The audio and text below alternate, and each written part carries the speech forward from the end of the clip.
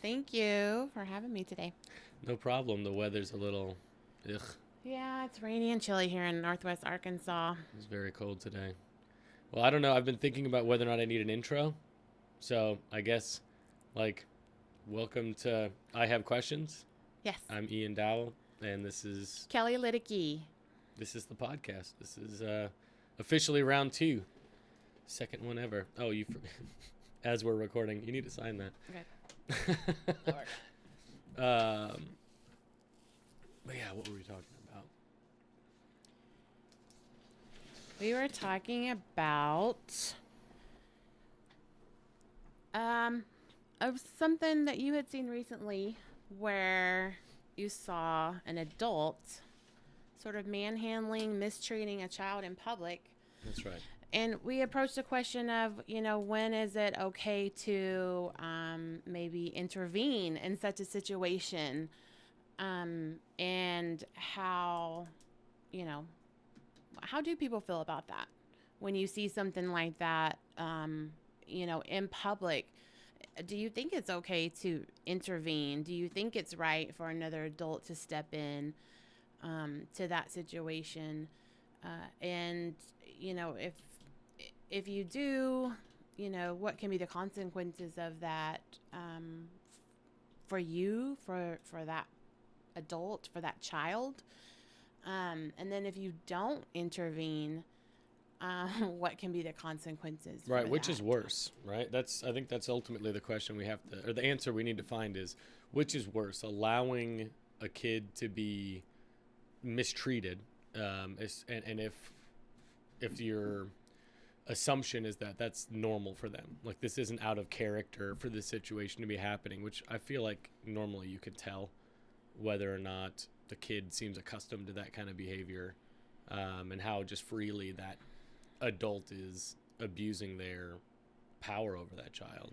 I think it's pretty clear most of the time whether that's repeated behavior or like the person's just having a bad day. Here's the thing with it though, is that it's open to interpretation. Oh, absolutely. It's one of those situations that's completely open into interpretation. For example, and this is nothing to do with it, but it's just a good example, is people's interpretation of cleanliness is, mine might be a level 10 of cleanliness where yours is a 4, but for you that's what's normal. And so just like you said, if that interaction that adult is having with that child, that's normal for them, but it's not normal for us, it's still going to be your interpretation. And so it's just one of those things that can be a line that you have to decide whether you want to cross it or not, and legitimately feel that that child is in a dangerous situation, possibly at the hands of that adult. So I actually had a circumstance that happened. It's been several years. My oldest son was maybe 2, so about 8 years ago. We were in a local, supermarket, and had seen a woman being quite aggressive with 2 children, multiple times, raising her voice, putting her hands on them. It did catch the attention of people around them. And it just so happened, I had seen her several times and heard her, and it really bothered me. And, we ended up leaving the store about the same time, and I witnessed her getting a lot more aggressive with these children as they were getting into their vehicle. And it was very hard on my mama heart. And I did go over and, just very nicely, calmly say, "You look like you're very frustrated right now. Would you like for me to stand here and watch your children while you step away, where you can see me, and just take a breath?" Because sometimes as parents, as moms, sometimes we just need a moment, and we get very frustrated, and shopping with small children can be very frustrating. And she was not very open to that suggestion and used some, not very nice words to me. And I understood she was already in a moment, and I was when we're called out on our behavior, it puts us on the spot. We all do it. And, in no circumstances told me, it wasn't my business. I needed to mind my own business. But she still continued to be very aggressive with these children. And I asked her again very politely, could she please step away from them? She again got in my face this time and said, that I needed to mind my own business, and used a lot of very vulgar language. By this time, another woman had approached us and asked if we were okay. I just calmly, told this woman, what I had witnessed, and I was just trying to help her or whatever. The lady got very aggressive towards both of us, and we ended up and called the police because I felt like it was going to escalate, and I did not want those kids to be, I guess, more harmed from that escalation. And we waited around until the police came, and that woman was arrested. And the children were picked up by CPS that day while they were there in the parking lot. The woman that came up to me and I both stayed through this whole process. I mean, I had a 2-year-old singing in a car. I, was taking care of him too, but I just felt like I needed to follow through. We gave statements to the police, and they ended up and pulled footage from the store. And we did have to give one more police statement, like in-house, but it did not go to trial. The woman ended up pleading and taking something. What ended up happening with those children, I have no idea. Yeah, that's a shame. I'd be interested to know how that story ended. I have no idea what ended up and happened with those children, but I like to think that somehow that day, that intervention,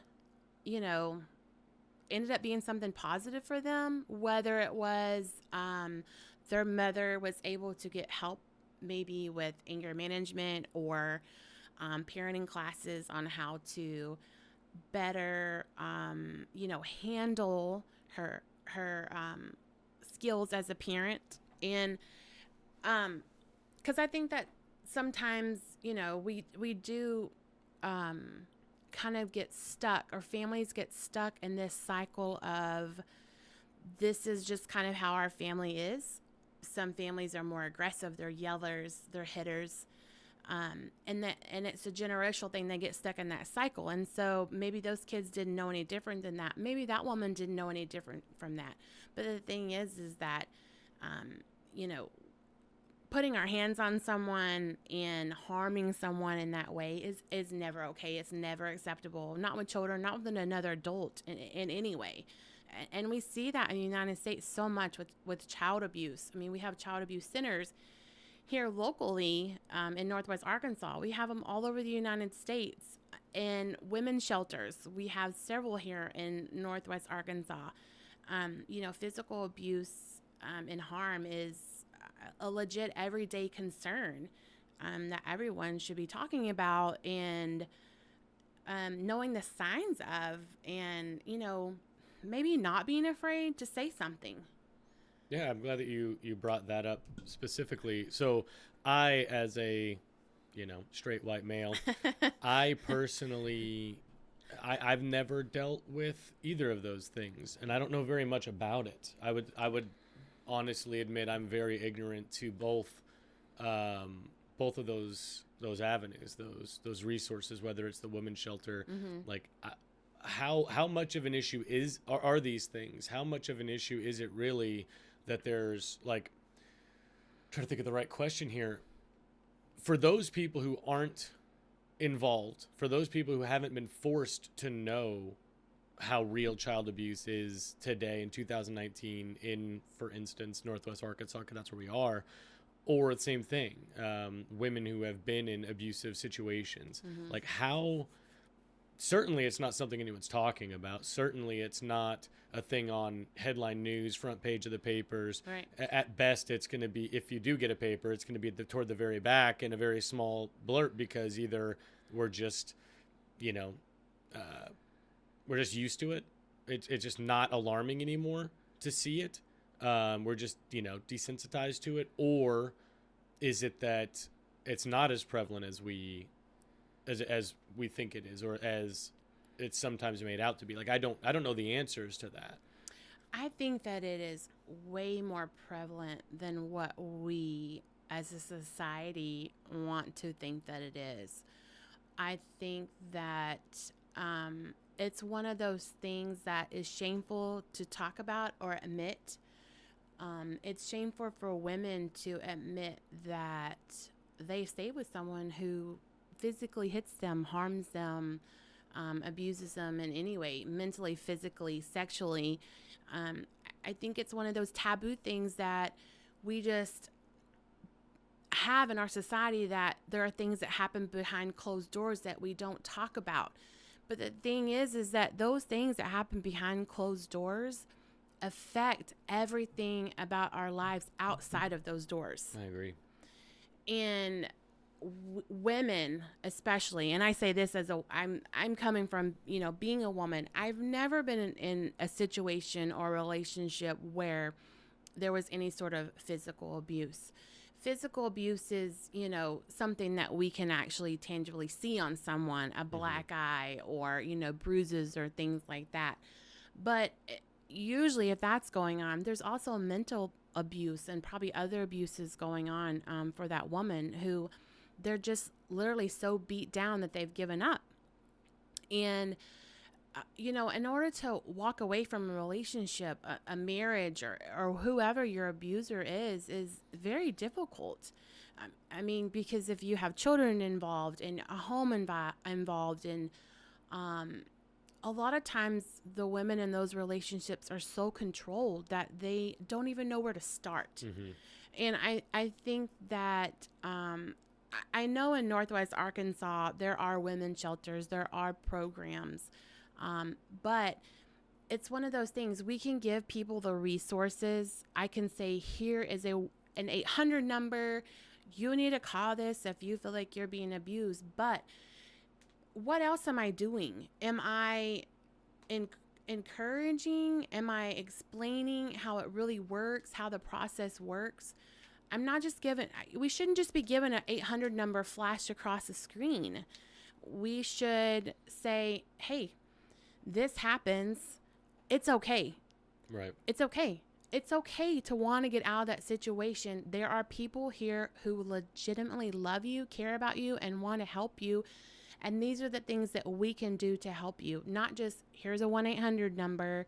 When you finally have the courage to leave this situation, there needs to be more education on what actually can be involved and what ways can these programs help these women. How do they help them get away from their abusers and be safe? I think that's the biggest thing.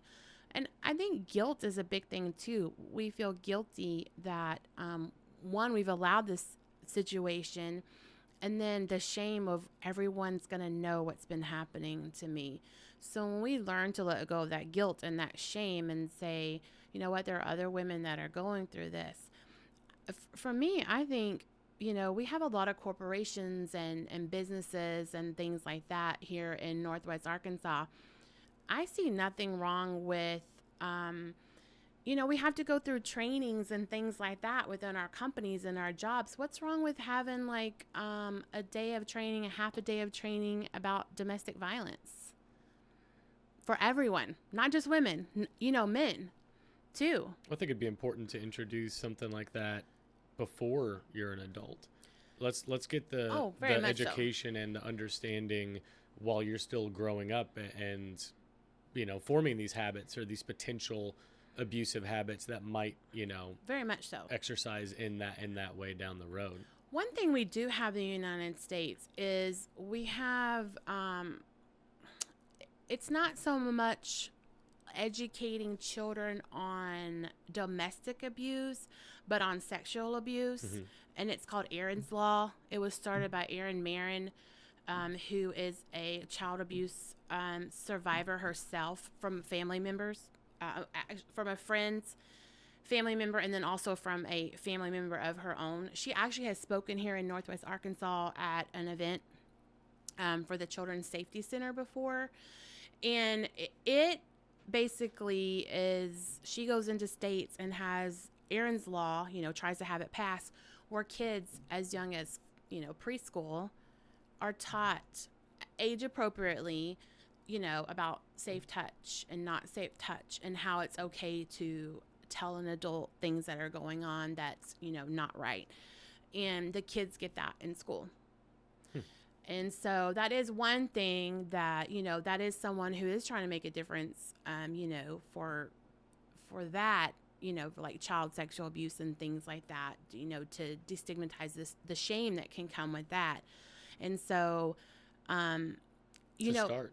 It's a start. It's Yeah. a start. And,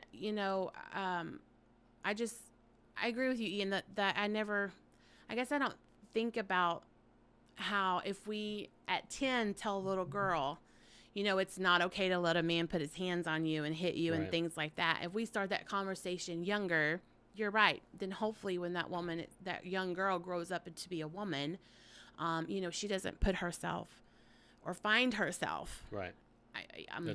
Find herself. Much better phrasing. Right. Find herself in that situation, with a partner who is being abusive. And if she does, it's a one-time thing, and she knows that she can walk away from it. She can see the signs. Right. She can see, hey, I don't feel good. Right. But my feelings are just as important as anybody else's in this situation. Right. And so I need to make sure that I, take care and protect myself. Mm-hmm. You mentioned one thing that I want to not necessarily segue off of the subject, but also encompass.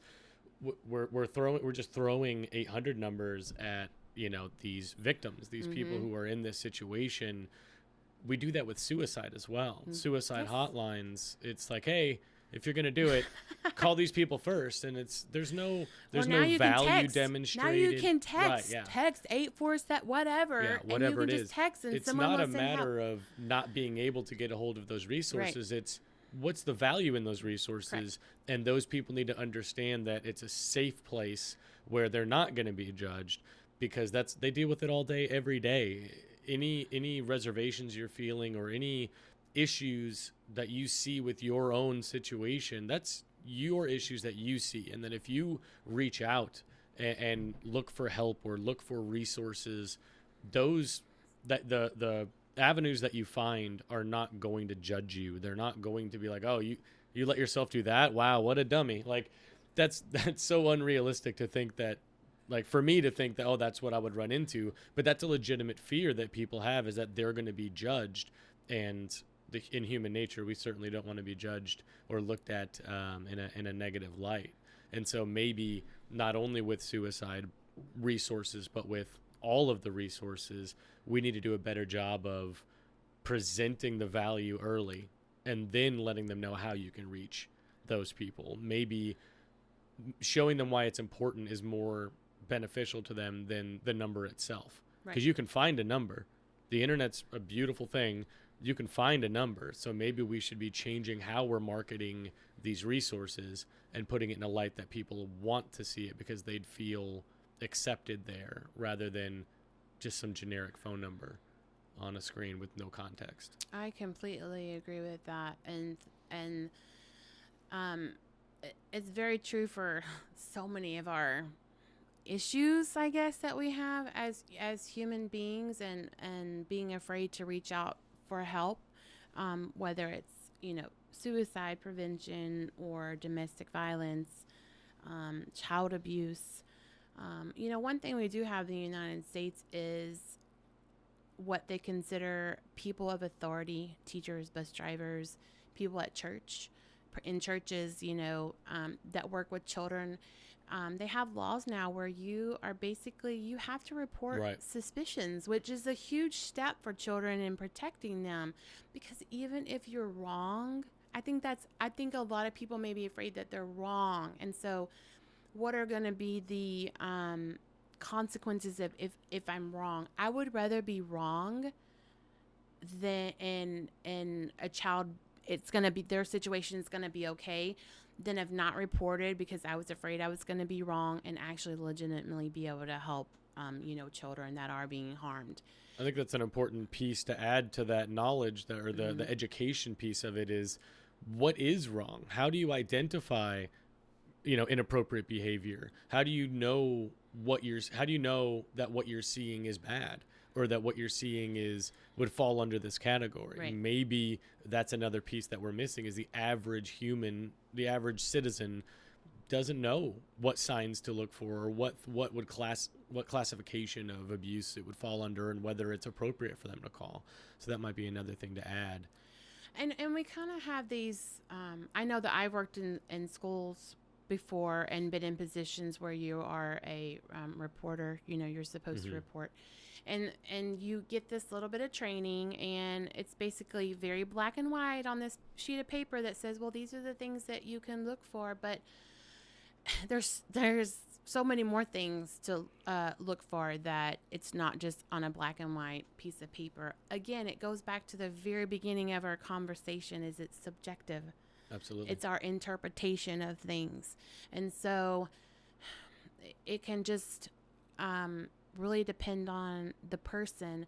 And I will say, the more you work with children, or the more you're around children, or you're a parent or things like that, you do know more of, like, I hate to say, the average behavior of children, or how appropriate children should be at certain ages, or things like that.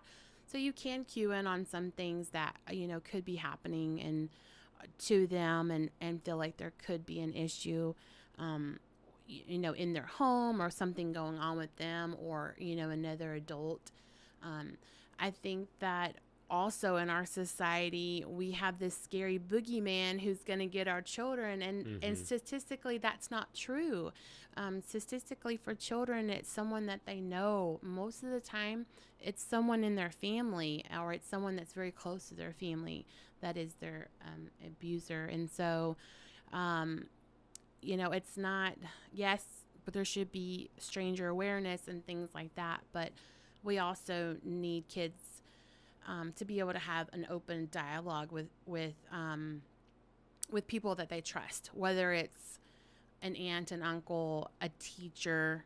My daughter brought home a paper one day this week, and it talked about to have her list 5 adults that she trusted, like who would be her circle of 5 adults that are in her life every day, that she sees, who, if she felt like something was wrong, that she could talk to them. And I think my older son had that previously in school, so I had seen it before, but she kind of surprised me with who she wrote down. One of them was her bus driver. And I said, well, why did you choose him? And she says, well, I see him every day. Right. Yeah, it makes sense. Yeah, I see him every day, and he takes care of us on the bus, and he's a very nice man. I said, well, that's great. It was her mom, dad, grandma, her bus driver, and her teacher for her. Like, she felt like for her on a daily basis, the people she sees every single day, which her grandmother's not someone she sees, but she still felt like that was someone she could reach out to if she needed to. But those were the people who she listed as feeling that if there was something wrong, or someone that she felt like she needed to talk to. And my daughter's 9, so it was very interesting that she had put that. But I was glad that she feels safe enough in her environment at school and going to school on the days that she rides a bus, that she felt like she had that. So, yeah, that's interesting. I wonder if I'm sure school bus drivers are not put in the same category as mandatory reporters. Yeah, they are. Are they really? I'm pretty sure that they are. Anyone that works with children like that, yes, are usually. Well, that's awesome.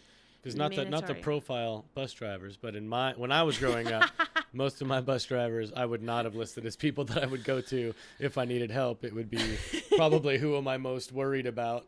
At least California bus drivers, they weren't the most friendly faces growing up. Yeah, and it's so that's great that hers are, though.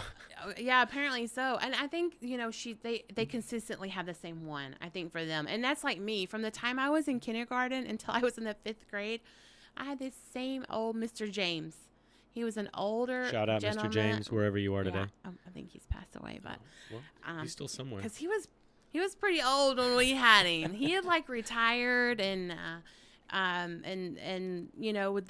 wanted something to do, so he had become a bus driver. And he was the grouchiest old man, but if you were sweet to him, he was sweet to you. So yeah, he was our bus driver for years and years. So it's somebody like that. But, she has a consistent person, I guess. So, that's a big deal. We have friends who I think their kids have a different bus driver every other week, it seems like. So, I'm pretty sure anyone that works with kids, especially in the school districts, they are mandated. They have to report if they suspect anything. Well, that's good. It makes sense hearing about it. I just being ignorant to it. It is something I would have assumed they would have just left bus drivers off.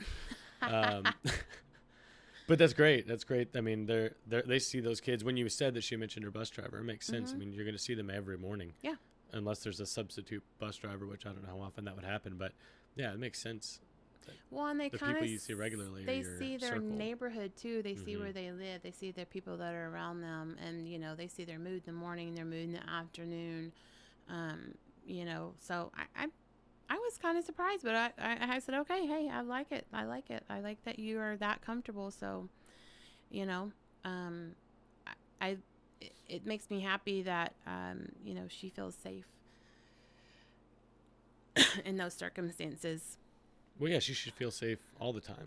Right? That's our hope, yes. Right? That's the objective. We want our kids to feel safe all the time, no matter what. And hopefully that's what we're all striving toward. I think the hardest thing about being a parent, and you and I were talking about this before we got on air, is before you become a parent, you have this grandiose idea of what it's really going to be like. But until you're really raw and deep in this parenting thing, you really see what it's like, and the good, the bad, the ugly, the days you want to give up and the days that are, great.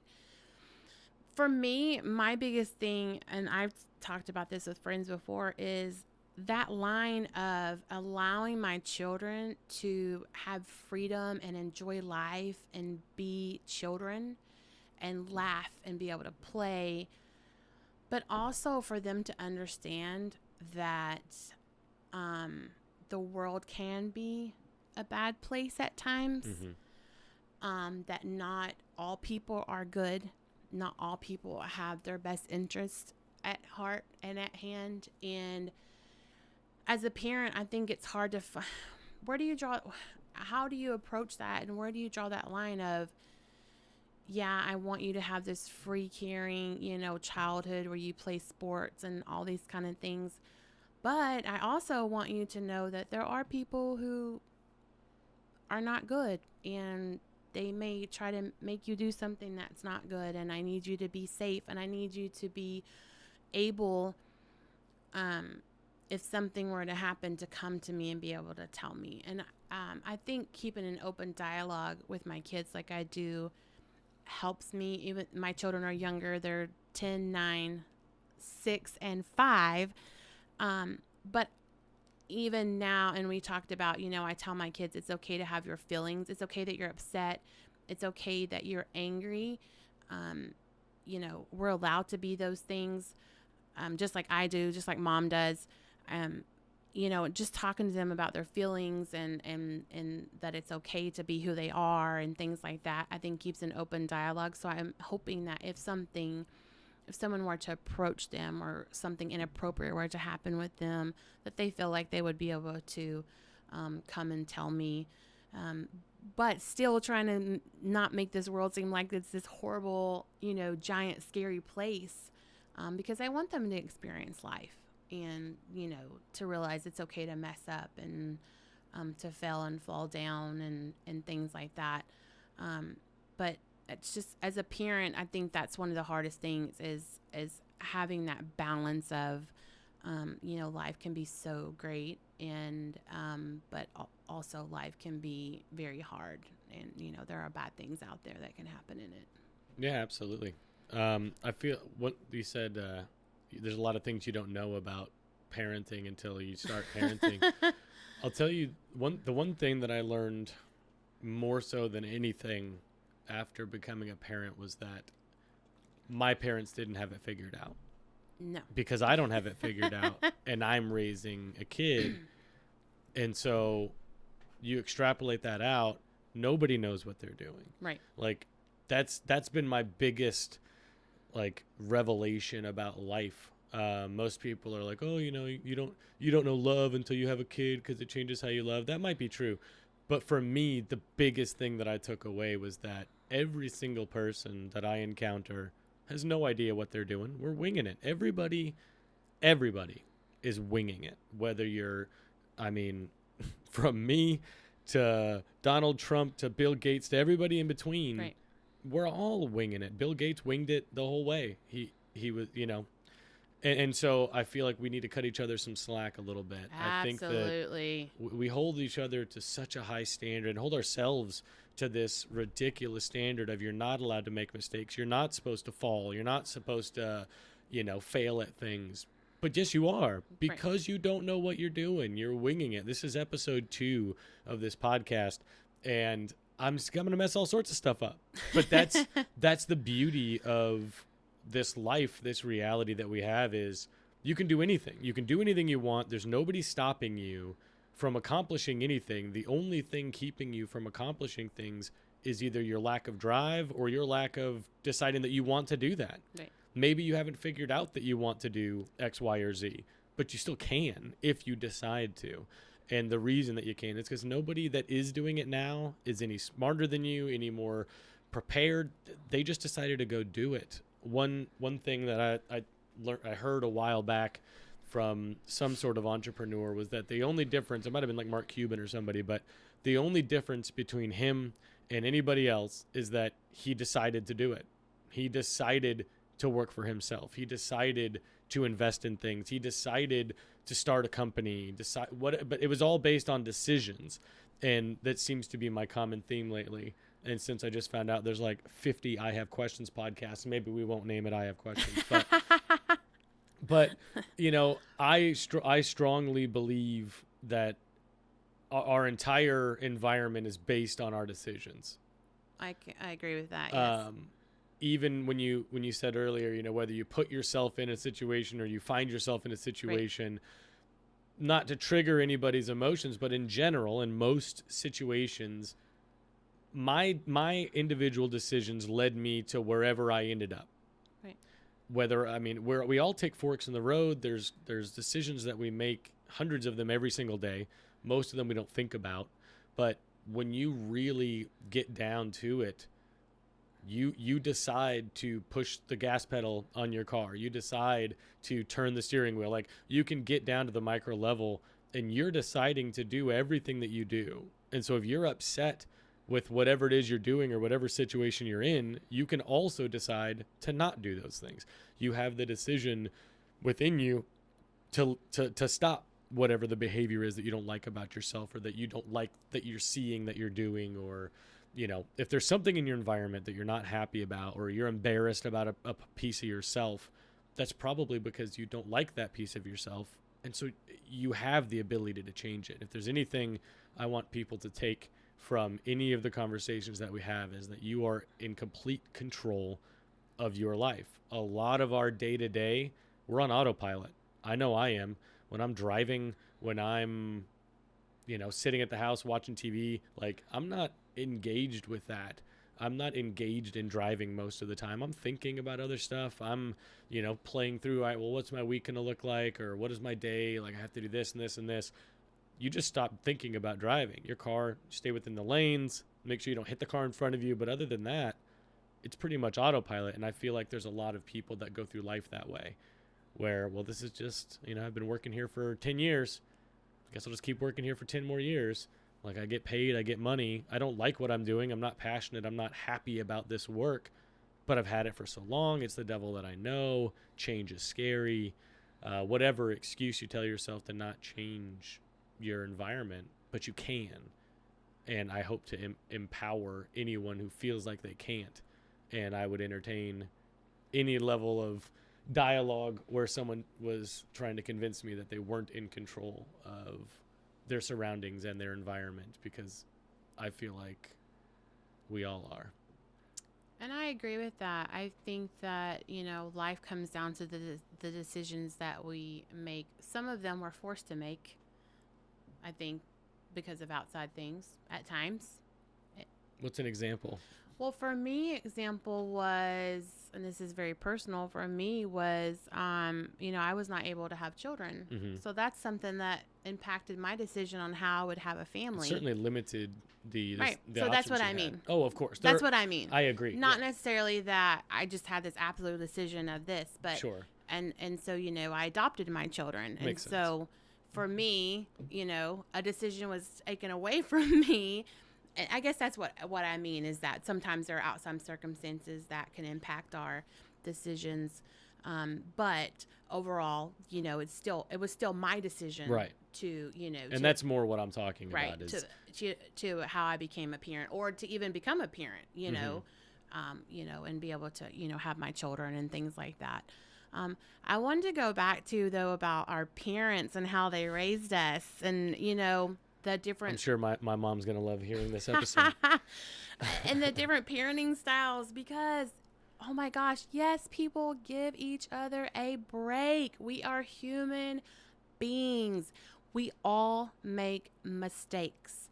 We all are doing the best that we can. And mamas out there, I feel you. I feel the judgment that you get every day from other moms of that. I can't believe her kids are wearing that. I can't believe her kids are doing that. I can't believe she's letting her kids eat that. You know what? Sorry. Because momming is hard. Parenting is hard. My biggest thing, I think, is, just quit judging one another. And, we are all raised differently. We all have different backgrounds, and all those things affect how we parent our children.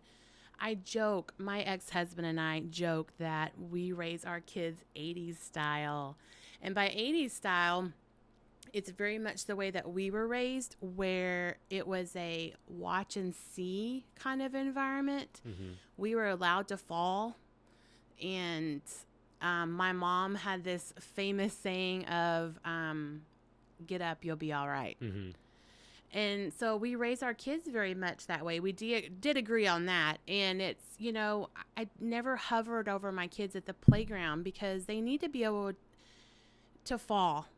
I'm not saying a dangerous situation, but you know what? Kids are going to fall and scrape their knee, and they need to. Kids are going to fall or fail at school, and they need to. How many times have we told them, make sure you put your paper in your backpack? Well, they get to school and they don't have it. How many parents have gotten phone calls, could you bring my paper? How many of you run up there and take it? Mm-hmm. You know what? I don't. Because they have to learn some responsibility, and they have to learn to fail. And you may think you're probably judging me for being that parent, but they have to learn responsibility. They have to learn to fail. They have to learn that it's okay to fall down and to get back up. They have to learn, those lessons in life, because adulting is hard work. And there's 10 times more failure in adulting than you ever run into as a child. But if you set them up for, they're always winners, which our society seems to lean towards that way now. Participation trophies. Yes, I do not believe in participation. As a coach, I absolutely despise participation trophies. They're sending the kids in the wrong direction. I agree. You should learn that if you suck at something, you have to work hard to get better at it. That's how this reality is set up. You don't this isn't the Matrix where Neo just plugs in and boom, now I know how to fly a helicopter. Like, it takes hours and years of experience and practice and putting in the work and sucking at it. You have to suck at it.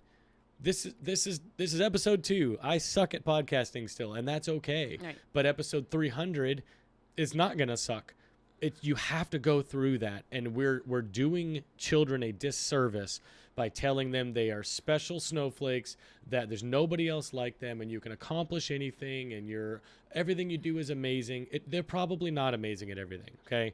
They're probably not. That's just the reality. They might really excel at 2 or 3 things. That's awesome. Build on that. Or if they're not interested in those things, let them be bad at things and let them get better.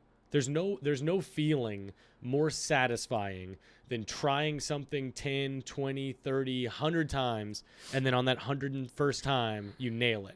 You're like, oh my God, finally. all of this time that I've put toward this thing and it paid off, man, it was worth all that hard work. Yes. Very few people get to experience that because they take the easy road, or they think, it's way too much work. It's too hard. I can't do it. Somebody told me when I was younger, I couldn't do this or I couldn't do that. So I already have this defeatist mentality of, well, yep, it's already lost. The battle's already over before I started because it's really hard and I don't know that I can do this. But you can.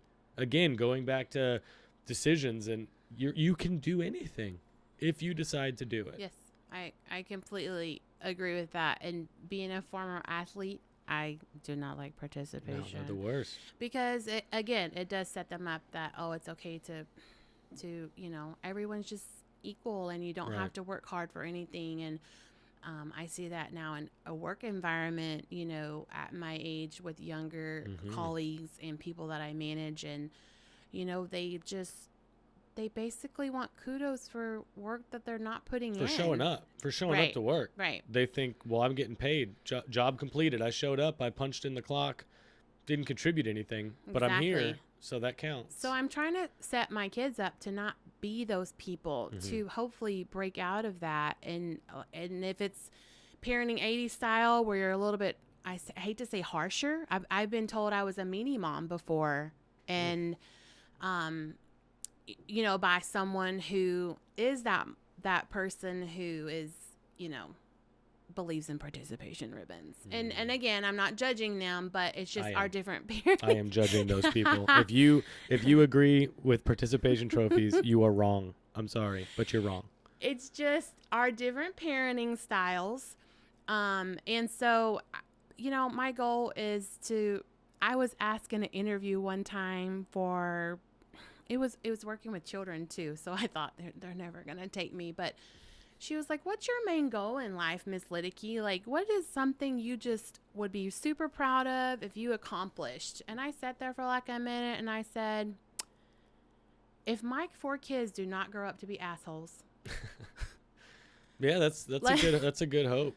Like, I hope my kid doesn't become an asshole. Like, they just grow up to be, well-rounded, well-adjusted, kind hopefully. people, well-adjusted, who contribute to this world in some way, whether it's a small impact, a large impact, whatever it's meant for them to be. And they don't just believe that everyone should get a participation ribbon, that they believe that they accomplish things through hard work and, hours of dedication and things like that. They're at the age right now where they do things for fun. None of them are just spectacular yet at anything, but I see their talents. I see that my daughter's a great little artist, and so if she asks to build on that and she becomes an artist or whatever, I will support her. She takes dance and it's just for fun. Like, there are kids her age that do it competitively and they're amazing, and my daughter is not an amazing dancer, so we just do it for fun. And that's okay. And that's okay. That is absolutely okay. And she's having fun, and that's all that matters right now. Yep. Is at 9 years old, she's having fun. She enjoys going. She likes going with her little girls that are there and getting on her little, dance clothes, and we have fun at recital, the makeup and stuff. And she does that, once a year, and that's great for her. That's what she needs right now in her life. And so, and another thing too is that Moms of Girls is this princess, notion that we have, that little girls are princesses, who, to me, that's about beauty and things like that. And we should be telling our girls they're strong and they're brave. Right. In addition to, it's okay to be beautiful. Right. It's okay to take pride in your looks, but there is a lot more pride to be found in who you are and what people see about you. It's your value is not wrapped up in your looks. Right. It certainly should not be. And I think we're starting to turn that corner. I see it too. As a society of, being beautiful is great and everything, but that's not enough. There's so much that's more. not enough to just stop working there. Mm-hmm. Like, you're born with that. For the most part, you can't control that. Right. Obviously you can kick makeup on and pretend like you look a certain way. But that, to be born naturally beautiful is great. Now do better. Keep doing other things. Right. Like build yourself to be whatever, you want to be. It's not enough just to be good looking. I think that I do see, like you said, I see a trend of people seeing that, it's not about just beauty or looks on the outside and things like that. That can be a whole nother podcast because I have a lot of things to say about that. But, Let's get it out there. Build up our kids and, encourage them and, support them. And, it's okay to it's okay for them to fall down. I think is our biggest thing with being a parent is having that balance of, life with them and things like that. But so before we get off the conversation of children, you and I have talked quite a bit about the process, but I still have quite a bit of questions. So one question I know we were talking about the other night was the difference between private adoption and public adoption. Oh, my favorite subject. Yeah, I want to preface this topic with, I believe most people don't know very much about foster care in general, let alone the full adoption process. My misconceptions, before you break all of them, before you tell me all the facts, I believe, or at least I've been made to understand that the process is difficult, that they will basically do almost DOD style background checks where they are going to ask my elementary school teacher what kind of a kid I was. And pull up my history of everything. I also feel like it's expensive. I feel like it's definitely a financial undertaking to be able to adopt a kid.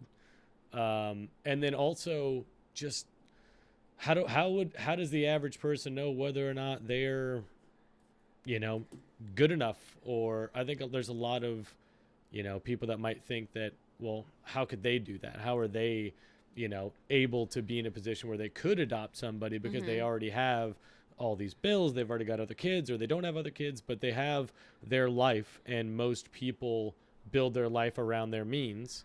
How much money do they make? Well, that's what lifestyle I'm going to have. Right.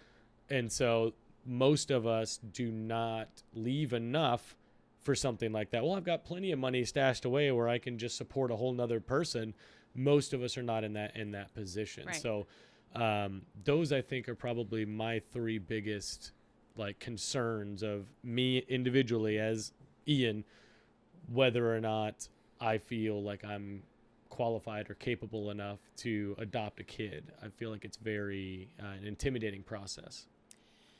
Oh, this is my favorite subject, Ian. You Awesome. know this. Let's get comfortable. You know how near and dear adoption is to my heart. Absolutely. And let me just go by saying I am in no way an adoption expert, but I have extensive knowledge of it. I am an adult adoptee. Which means, for those of us who don't know what that means, an adult adoptee is I was adopted as an infant through a private organization that's based in Texas. So therefore, at the time, which I'm going to give my age away. For the greater good, everybody. Right. I was born in 1978. So I turned 41 this week, actually. And at the time that I was adopted, all adoptions were private for the most part, meaning that a birth mother would go and live at an unwed mother's home. A lot of times they were called, during that time frame. And, she would live there throughout her pregnancy. And then she would give birth to the baby, and the baby would be put up for adoption. And the adoptive family would come and pick that baby up either from the agency or a lawyer's office or, whatever. So before the child was born, would they already have it figured out who was going to get that child? So from what I understand, and I'm not great on the older aspects of adoption, from what I understand is not necessarily, they might say, we have 10 girls or 10 women here that are pregnant. We have 30 families waiting on babies. So it would kind of depend on what family matched up to what babies were born. Of course, in the 70s, then they didn't know if they were having a boy or a girl at the time. You know, they didn't have ultrasounds. So you might have a family that's wanting a boy baby. Well, they had 5 girl babies born, so they're going to wait longer for a baby. Or, for instance, race could play into a role as to, you know, when I was born, you know, I'm half Mexican and half white. So you might have had a family that, you know, wanted just a full white baby or an African American baby or whatever, you know, their preference was. So that can determine too, like your time frame that you would, or if you were, you know, a baby. The only thing I know for sure, my parents, they already had I had an older brother, so they wanted a little girl. And I just happened to be born that a Sunday morning, and they called my mom and asked her, you know, a baby was born this morning. Would you like her? This is a little bit about her birth mom and her. And my mom said yes. So now the process is way, way, way different. And my next knowledge is because I do have 4 children that were all adopted, and I have 1 that was done through a private adoption, and then 3 that were done through an adoption out of the foster care system here in Arkansas. And just like Ian said, there is a big difference. Some of it's different, some of it's not, but I'm happy to let's start with let's start with the more complicated, the hardest way to do it, which I would assume would be private. So private can be more difficult. For one, you have to research. There are hundreds and hundreds of agencies in the United States, throughout the world. Some are faith-based. Some are nonprofits. Some are for-profits. You know, you have to research and find an adoption agency or an attorney, which can also be the way that you do it, that fits your needs. There are adoption agencies that do not accept same-sex couples. There are adoption agencies that do. I imagine those faith-based adoption agencies are the ones not loving the people, loving each other for long. That is true.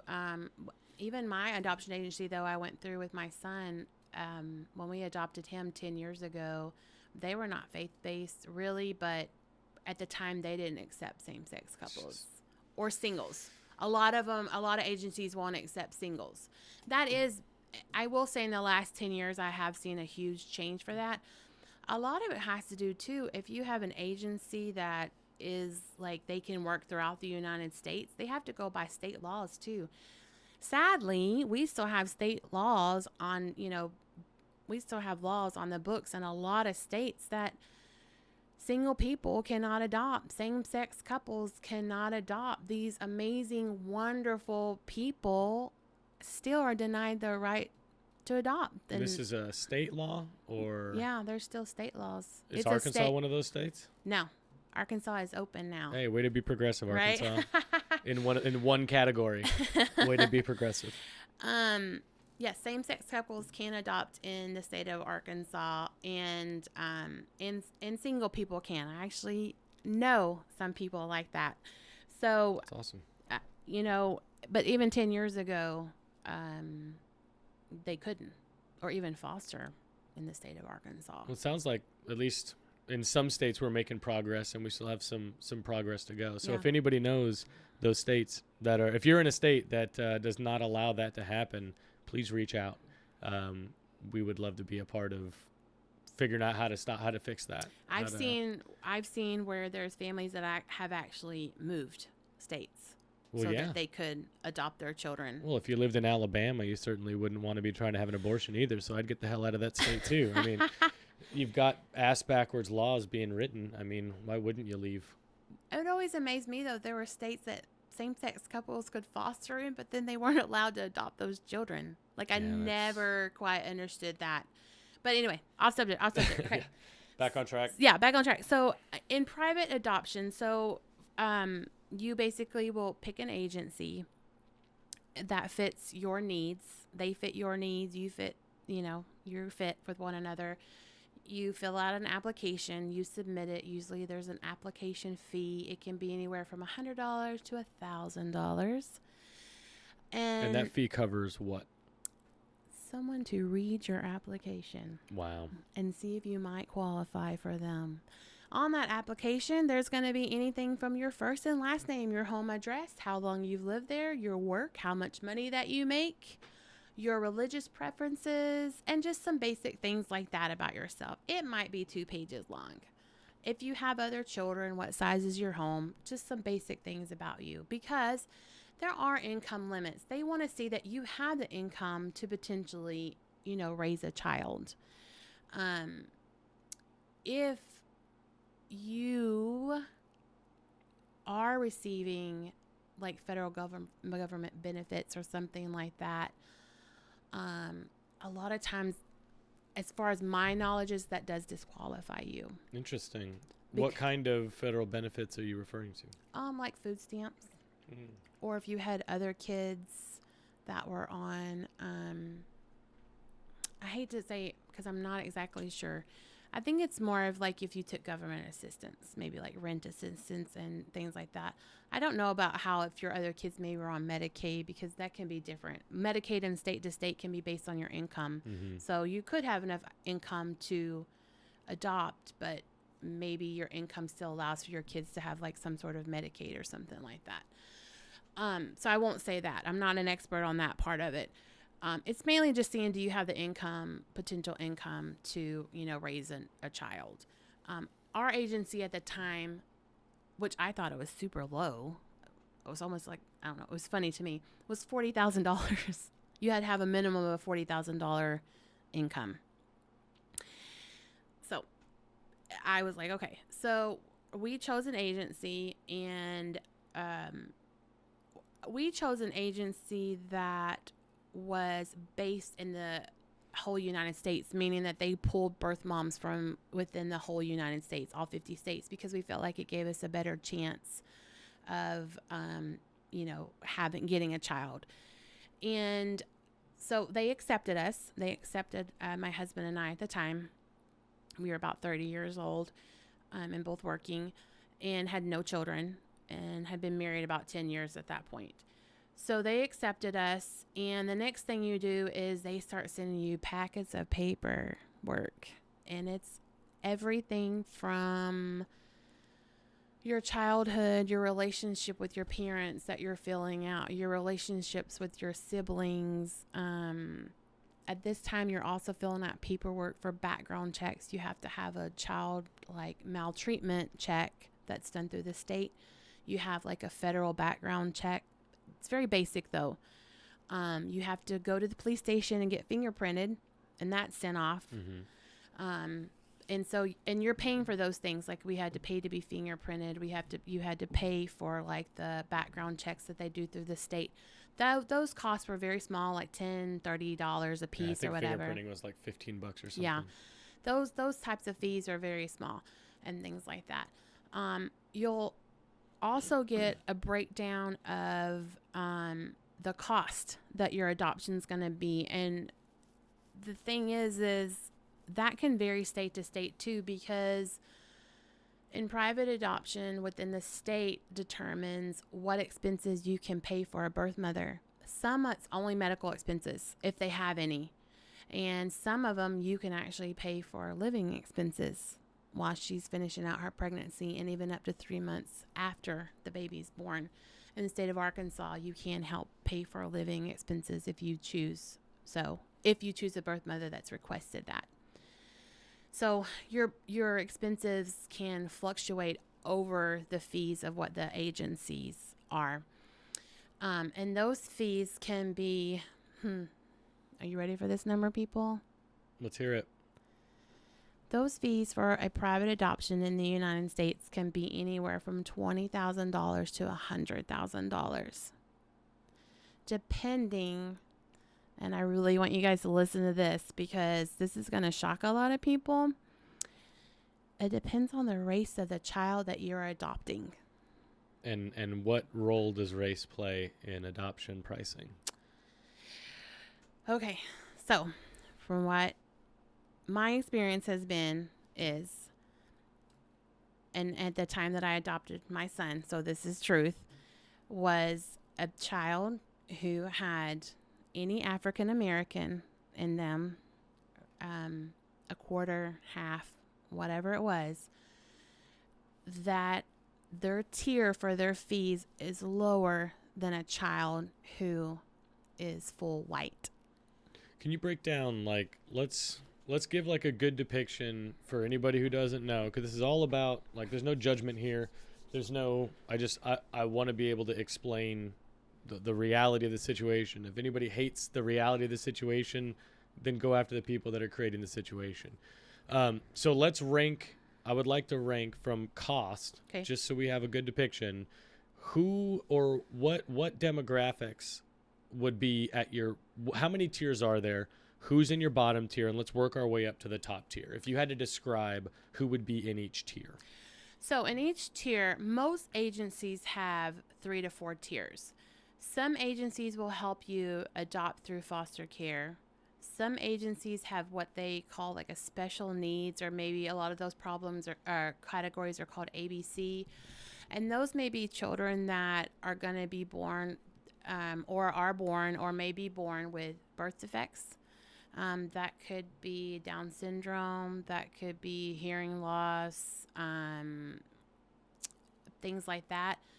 A lot of times kids also will be like a high risk if their birth mom say they know for sure they're going to be a meth baby. Like we had the crack babies of the 80s, and things like that. Those are more like a high risk medical that you're taking a risk on, the child having, difficulties later on in life or medical things or whatever. And that would be your tier 4 that we're talking about? So that would be maybe like that ABC tier where there's special needs. Okay. We'll call it like a special needs child. And what would that cost? So a lot of times they'll waive like maybe some fees for that. So I couldn't give you an exact cost, but let's say they're going to knock off $5,000 to $10,000 Off of a general bill? fee. Off of, I'll say, a $25,000 fee. So your Okay. adoption might sit you at about $20,000. Those kids are going to be harder to place. Sure. So, they're going to, I hate to say trying to find, an encouragement for you. Maybe the fee's a little bit less or whatever. Your next tier is going to be that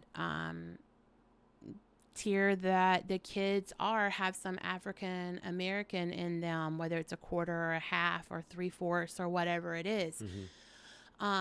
So therefore they might waive a $10,000 fee. So therefore your adoption might sit at $25,000 to $35,000 when it's all said and done. And that tier 3 that we'll call it, is that just kids that have a little bit of black involved? No other races? No. There's no other race that would be considered tier 3 except for black children? Nope. And that was even the case whenever I was adopted 40-something years ago.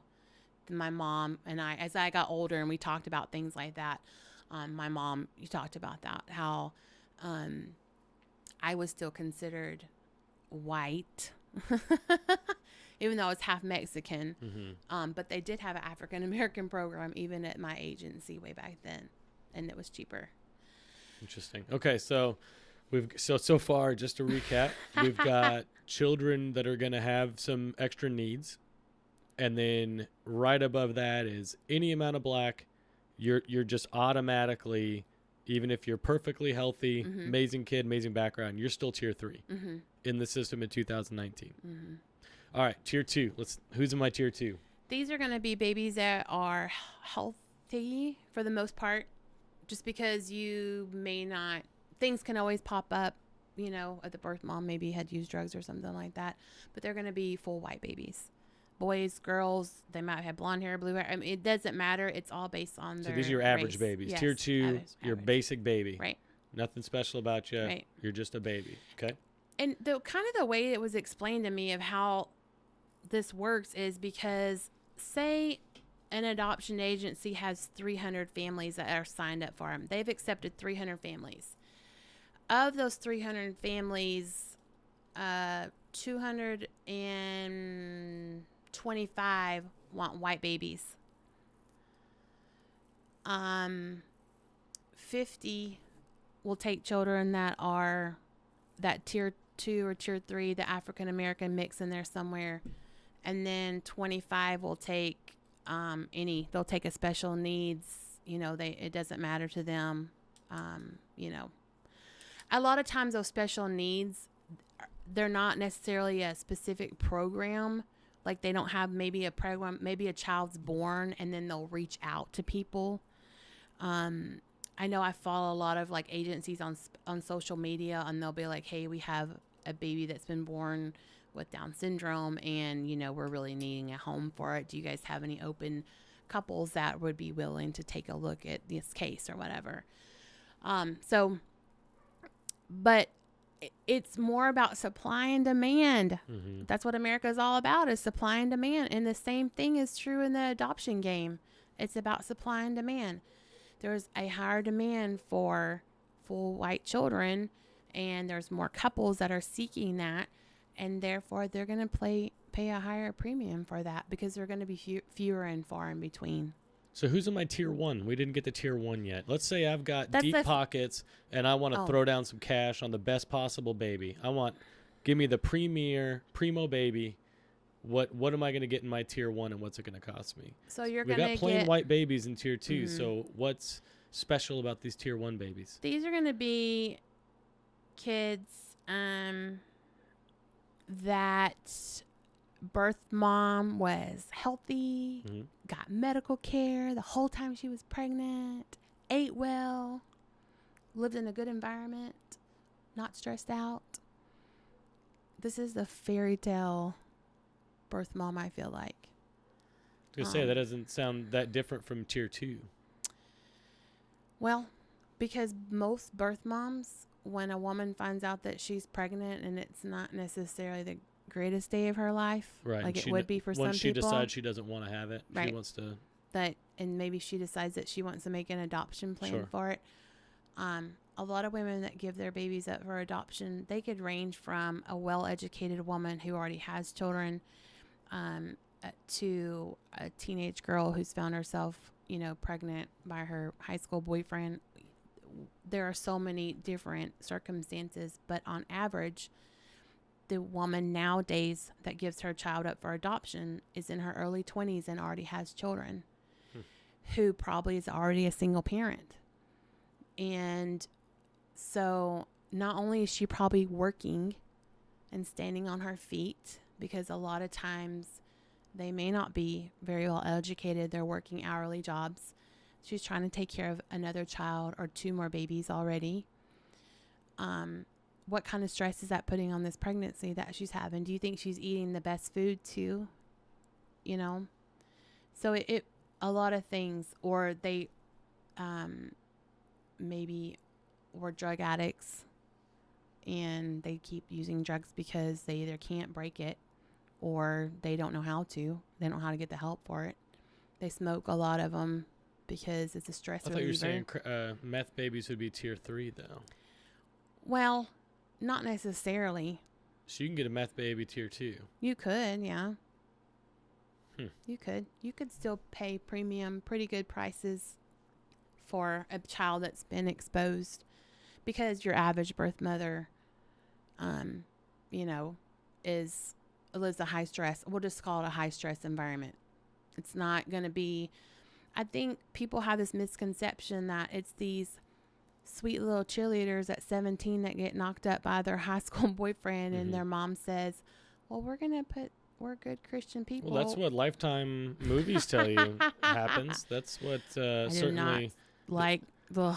Well, that's what that's what TV and movies depict, though, and that's why there's so many misconceptions and so much, false ideas of what this world, this foster system is, because we don't know. We've gotten misinformation our whole lives about what it is, and so I'm glad we get a chance to break down some of these walls and maybe get some some real facts out of here, because I've, that was one of the first things that we started talking about when we met was, I don't know anything about this. I need to know more about this. Like, how can I be a functioning member of the society when I'm completely just oblivious to hundreds and hundreds of people that are in this world that need help, but I don't feel like I can help those people. And I feel like most people feel like they can't help them, because who are you? Who are you that to adopt some kid and who has them, like, I'm not rich. I don't have, all the means that I think I would need to have. And when we went to this event, the Project Zero event, what's one of the things that they mentioned more than once was, it doesn't take somebody with a ridiculous amount of money or someone who's ready. Just like any kid, whether you had them biologically or not, you're not ready to have that kid. You just make it work. You figure it out. And that's, from what I understood from that event that we went to, like, that's really what it takes, is just deciding that you want to do it. Again, full circle, making the decision. You decide you want to do it, and then from there you'll continue deciding to provide for that child, regardless of what your means are. If you need to come up with more, you'll come up with more, just like any other situation. So that's private. Now walk me through the difference between that and your public adoption.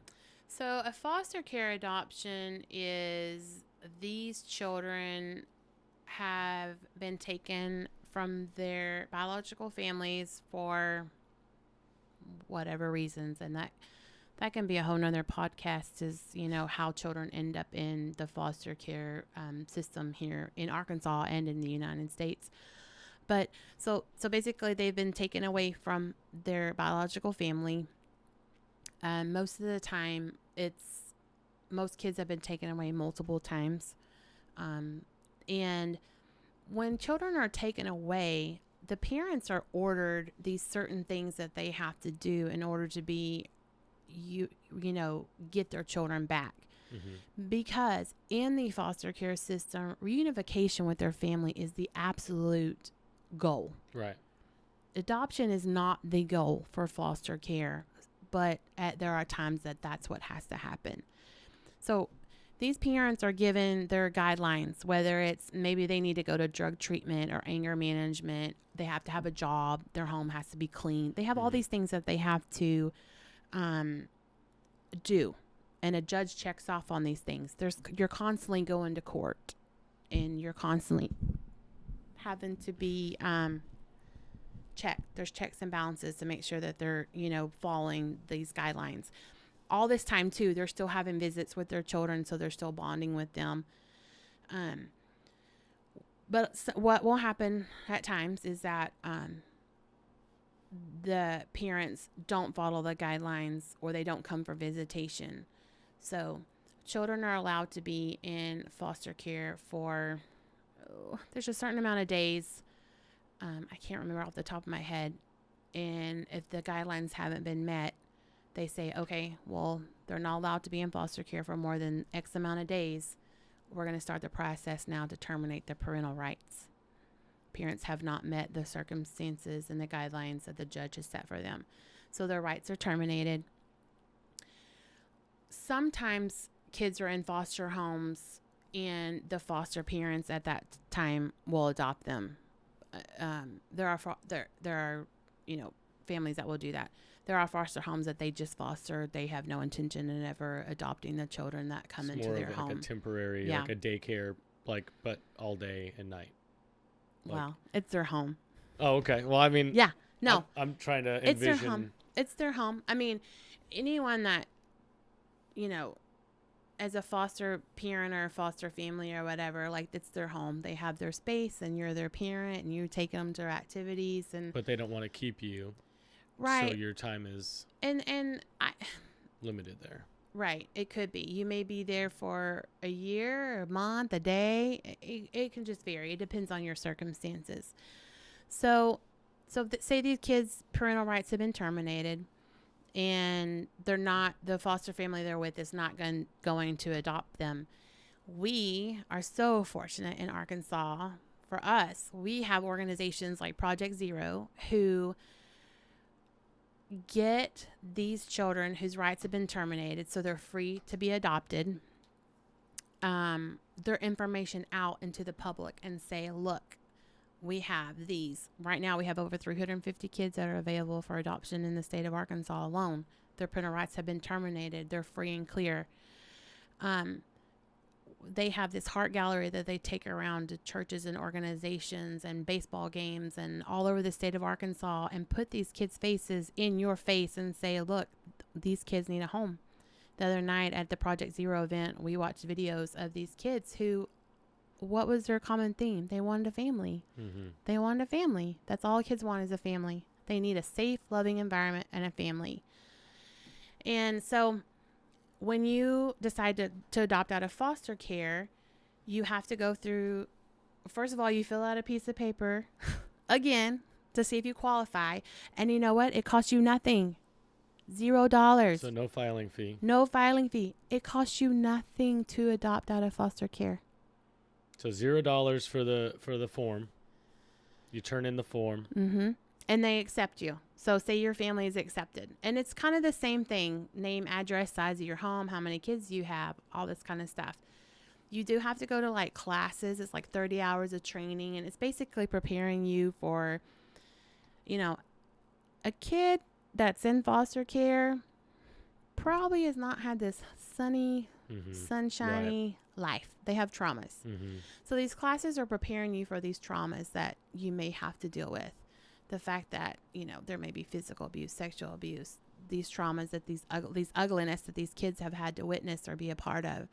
It's helping you, preparing you to, you know, be able to handle those things, the attachment issues that they may have, the anger issues, the therapy that they're probably going to have and you're going to have together.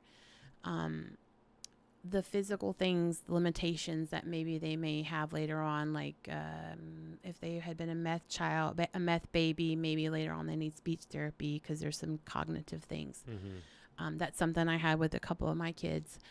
And so these classes are preparing you. It's very basic. It's usually like 4 Saturdays and a couple of nights. They have speakers come in. They'll have foster families come in. They have people who have adopted out of foster care come in. Come in as in like come to your home and talk to you about this? No, they'll just come to your classes. Like you meet with a group. Yeah, so everyone meets as a group for these. There's other people in there. A support group. Yeah, and it's great because you can bounce ideas off one another. You do like, there's kind of like exercises that you might do as like a group. I still can remember one of the exercises we did was our trainer wrote the word, I guess we can say whatever we want to hear, right? That's right. So she wrote the word penis on the board. And she said, okay, I want everyone to come up here with a marker and what are other names for penis? Nice. And of course, everybody was like being shy and conservative. She starts writing some of the most awful things I have ever heard. And she said, what are some examples? What's the most awful word for a penis that that she wrote on the board? Let me think. It was things like pickle sword and nice. Lap rocket, good stuff like that. Yeah. It was a lot of things, you know, just like a normal cock, dick, things like that. But these were all things that she had heard children say going through her office. And her thing is that it was supposed to be like a shock factor because a lot of times those are not common things that we would say in our home. Sure. And so it was really to shock us and then to realize that these kids were not raised in your home. They're not going to act like they were raised in your home. And so I was like, man, that's when it really clicked for me. Like, you know what? You got to buckle down because this could be something that you're going to have to handle or whatever. So they're very, I guess my point of that is they're very realistic for you. They're not sugarcoating it, which I think we tend to do a lot of times. Absolutely. We want to see, you know, the happy. They don't sugarcoat it for you. And so you have speakers come in who give you the reality of it. And the good, the bad. You have a judge come in that kind of tells you the process of it, you know, when you go to court and things like that. So you go to classes, you have to go to CPR, you have to be CPR certified. And the state, like you may pay for that up front, but the state reimburses you for it. Like literally it costs you nothing to adopt out of foster care. What it will cost you is to get your home ready, their room ready, or whatever. You qualify for how many kids you can adopt based on the size of your home and how many kids you already have in your home. Each kid has to have so much square feet space, like sleeping space. So, for example, our home, we qualified for 3 children at the time. We could take in 3 more children. We already had 1. And there are income limitations and things like that. But it's not crazy or anything like that. You don't have to make 6 figures. So, you go through all that, and then, you have a caseworker that comes to your house, and they do what's like a background. You do all the background checks just like you do for a private adoption. And both private and a foster care adoption, you do a home study. And this is where a social worker comes into your home with this huge packet and is there for a few hours. They inspect your home just for safety reasons, space. You know, did you say you had a dog? Or did you say you didn't have a dog, but you really have a dog?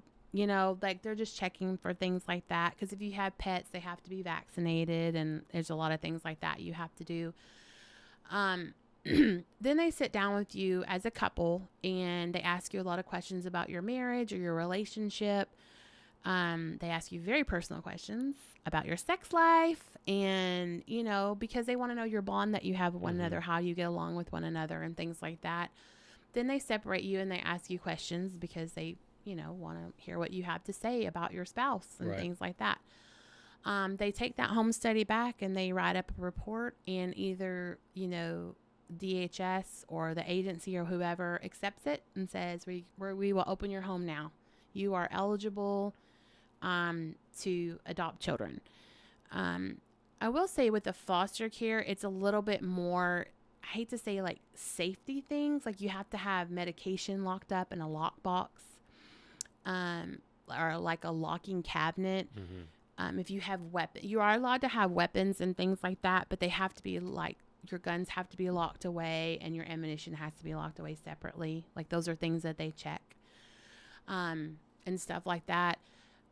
As far as like background stuff, you can't have a criminal background. And if you did, you could still be approved, but you may have to go before a judge and like explain, or they may have to pull your court case and find out like what were the circumstances.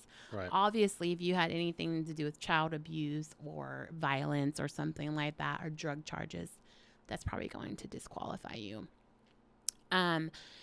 So for us, like our home was opened up, we were approved, and they said, okay, you guys are eligible, you know, to adopt out of foster care. And we went to a Project Zero matching event. And a matching event is where they host like a day where all these kids that are eligible for adoption are brought to, and all these families that their homes are open for adoption are brought to, and they meet one another, and they just spend the day doing activities and playing games and eating, and just you kind of get a feel for the children, and you meet them. You write down like these kids that you've met, and you turn it into workers. And the workers go through all these inquiries from these families, and they kind of start matching them up to kids and see, you know, is this family a good match for these children? And so that's one way that you could meet children potentially to adopt out of foster care. Another way is your worker may have know of a child somewhere that could be a fit for you. We have friends who recently have that. Their daughter actually is moving in with them next week. The worker just happened to know a little girl that she thought would be a good match for them. So any adoption in the state of, it may be throughout the United States, once that child enters your home, it's 6 months before your adoption is finalized. So those kids, that was the question I had. Yeah. Next. So in that 6 months time, there's a social worker comes to your house at least once a month and checks on the child and just sees how everything is going. You have to fill out like medication logs if they take Tylenol. I mean, it's a lot of work, but what's our motto? Anything that's worth anything is worth the work. Right. The juice worth the squeeze. Right. So, you know, adoption can be a lot of work. It's a lot of paperwork. It's very emotional at times because We had an example, the gentleman the other night when he was talking about, they met a girl that they really liked and they were interested in her being a part of their family. Well, then she got another social worker and then she got another social worker. So you have to be patient, and it can be very frustrating. It's very emotional. Maybe you feel like you want this child, but it's not meant to be. It's not, you don't get chosen for them.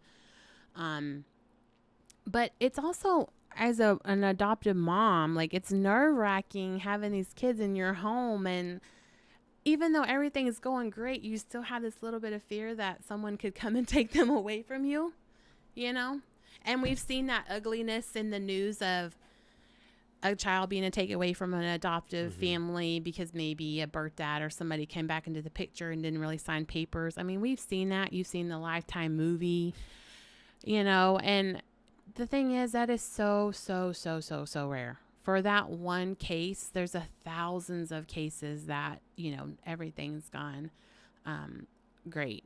I do know, like, my son's adoption agency, they have their 300th adoption this year for the year, which is amazing. And adoption seems to go through, like, trends too through time. Like, there may be periods of time that we see more adoptions. Women are putting their babies up for adoption, but there may be lulls in that also where not as many women are putting their babies up for adoption. Yeah, I mean, it makes sense. There's going to be dips and ebbs and flows to anything. So don't be startled. We're trying out lighting. Episode 2, bear with us. I have lights that I want to see whether or not how it translates. So just don't mind it. Let's pretend like it's not much brighter. Oh. I'm about to wear my sunglasses in here. No kidding. But yeah, so I want to ask my question. Okay. I'm sure I know about what area. I have my guesses on what we might end up talking about. But my question, the theme of this podcast is essentially, what would you do with unlimited power and resources? So the thought experiment, the scenario we'll set up is, it's pretty early this morning, hence all these yawns. I apologize for everybody watching. Hey, 9 a.m. is early for me. I bribed him with donuts. That's true. I ate both of them, and the sugar did not help.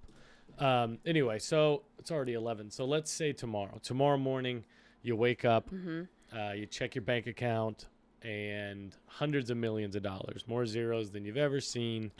And you're like, what in the hell? You call the bank. They're like, yeah, dude, it's your money. Like, go nuts.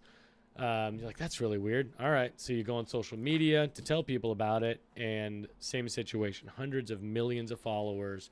People heard about what happened, heard about you getting all this money, or for whatever reason, people are interested in what you have to say. You post something, hundreds of millions of people are going to see it. So after you buy a new car, fix the roof, do all the selfish things that we all deserve to be able to do if we stumble upon just infinite money. 2 months later, you still have all this money. You clearly don't have to work a job you didn't want to work anymore. You have more than enough funds to do whatever you want to do. 2 months later, what do you take that power and influence and resources, and what do you put that toward? I think for me, I'm going to choose things that are extremely, I guess, close to my heart and things that I'm passionate about. So I would use my money for adoption, like, I guess maybe resources of overhauling the adoption process in the United States. What sort of changes would you make? I would like to see kind of it to be affordable for more people. A lot of people can't just pop out $50,000 to do a private adoption. Right, to do a private adoption. And a lot of people are not comfortable adopting out of foster care. There needs to be more education for that. That's another thing though. But I would like to see like private adoption more affordable. I feel like I personally know families who would love to have children and be parents who have none, who just, they both work, but that's a lot of money to have to come up with. And also, I want to know, even personally, why does it cost so much? What is the breakdown? Why can state to state, or why does it have to vary? Even though I don't want to see more like government reach into it, I still think that there should be a universal standard for it. So I guess maybe making adoption more affordable would be one thing I would like to see. Also about education, like spreading the word of adoption. And then also I would love to throw, sadly, we would probably, because until we can fix the end of how kids end up in foster care, until we can fix that, which I have absolutely not even sure where to start, there needs to be more money thrown into that program to have more social workers. There's no reason that a worker should have 40 cases alone. And I hate to say it, but those caseworkers usually have to have a master's degree, and they don't make very much money. And it's back to, you know, a lot of service within the United States. They don't pay well. But you want someone to have a master's degree and go into debt for a master's degree, and then they barely make enough money to probably even pay the student loans that they've had to take out. So I feel like more money needs to be thrown into, and it could be even paying for college for, you know, people to become more social workers. Everything I'm going to choose is going to be kid and women's services. Well, I mean, that's fine. That's what I care about, and that's what I'm passionate about. If you see a need, then there's probably a need. I see a huge need. At least to you, there's a need, and if you're the one that right. is, you know, bequeathed all of this right. power and influence. I mean, it's all about you. The whole point of the question is to get my finger on the pulse of what are the big issues. What are the things that we need to be talking about? What are the things that we need to be discussing solutions for? And I feel like we're not. I don't feel like that's our topic of conversation most days for most people. Is much more the trivial. So yeah, it's all about you and what you think and the things that you think we need to fix, and how would you personally fix them. That's this journey that I'm embarking on with this podcast. Is I want to hear about you. I don't care what other people like. If they're not sitting across from me, then I mean, right. I do. I mean, a huge one for me is going to be the foster care system. Is we look at, you know, how do we even prevent kids from even getting in the foster care system? And that starts at home. And that's going to take a lot of education, you know, and breaking the cycle. From what I've seen, like in my own education and people I've met and circumstances and things like that, is so much of that stuff is just generational. It's a loop that they don't know how to break out of. And it's the same thing what we were talking about, being on autopilot. Those generations are just on autopilot. They live in poverty. They don't know how to get out of poverty. The next generation lives in poverty. And it's just a never breaking cycle. And so I think until you learn how to fix this front end, which we don't have a great solution for, we are still going to have kids in foster care. We are, you know, still going to have kids that are being abused. I think what we can do is throw money into that foster care system to get more social workers, to get more programs and things like that. If reunification is the ultimate goal, what kind of programs can we make for these parents so that they are successful and can get their children, you know, back? And that can go back to domestic violence that we talked about at the very beginning. what can we do for these moms to get out of the domestic violence and them be able to work on themselves and have a job and be independent and get their children back? It's a whole encompassing thing. The thing is that we feel like this is one topic and two topic and three topic. And the thing is, it's a spider web topic. Oh, they're all absolutely connected. They're all connected to one another in some way, whether we see that or not. And not just women and children, you know, things that we've talked about today. So many things in our society are, you know, super connected, whether we think that they are or not. Another thing for me is, you know, children that can't be in, you know, foster homes because we don't have enough. That's another thing is we need we have a need for foster homes. Even where we live in Northwest Arkansas, a lot of people feel like we're this bubble up here of wealth because of Walmart and JB Hunt and Tyson. And you're right, there's a lot of money up here and they do amazing things.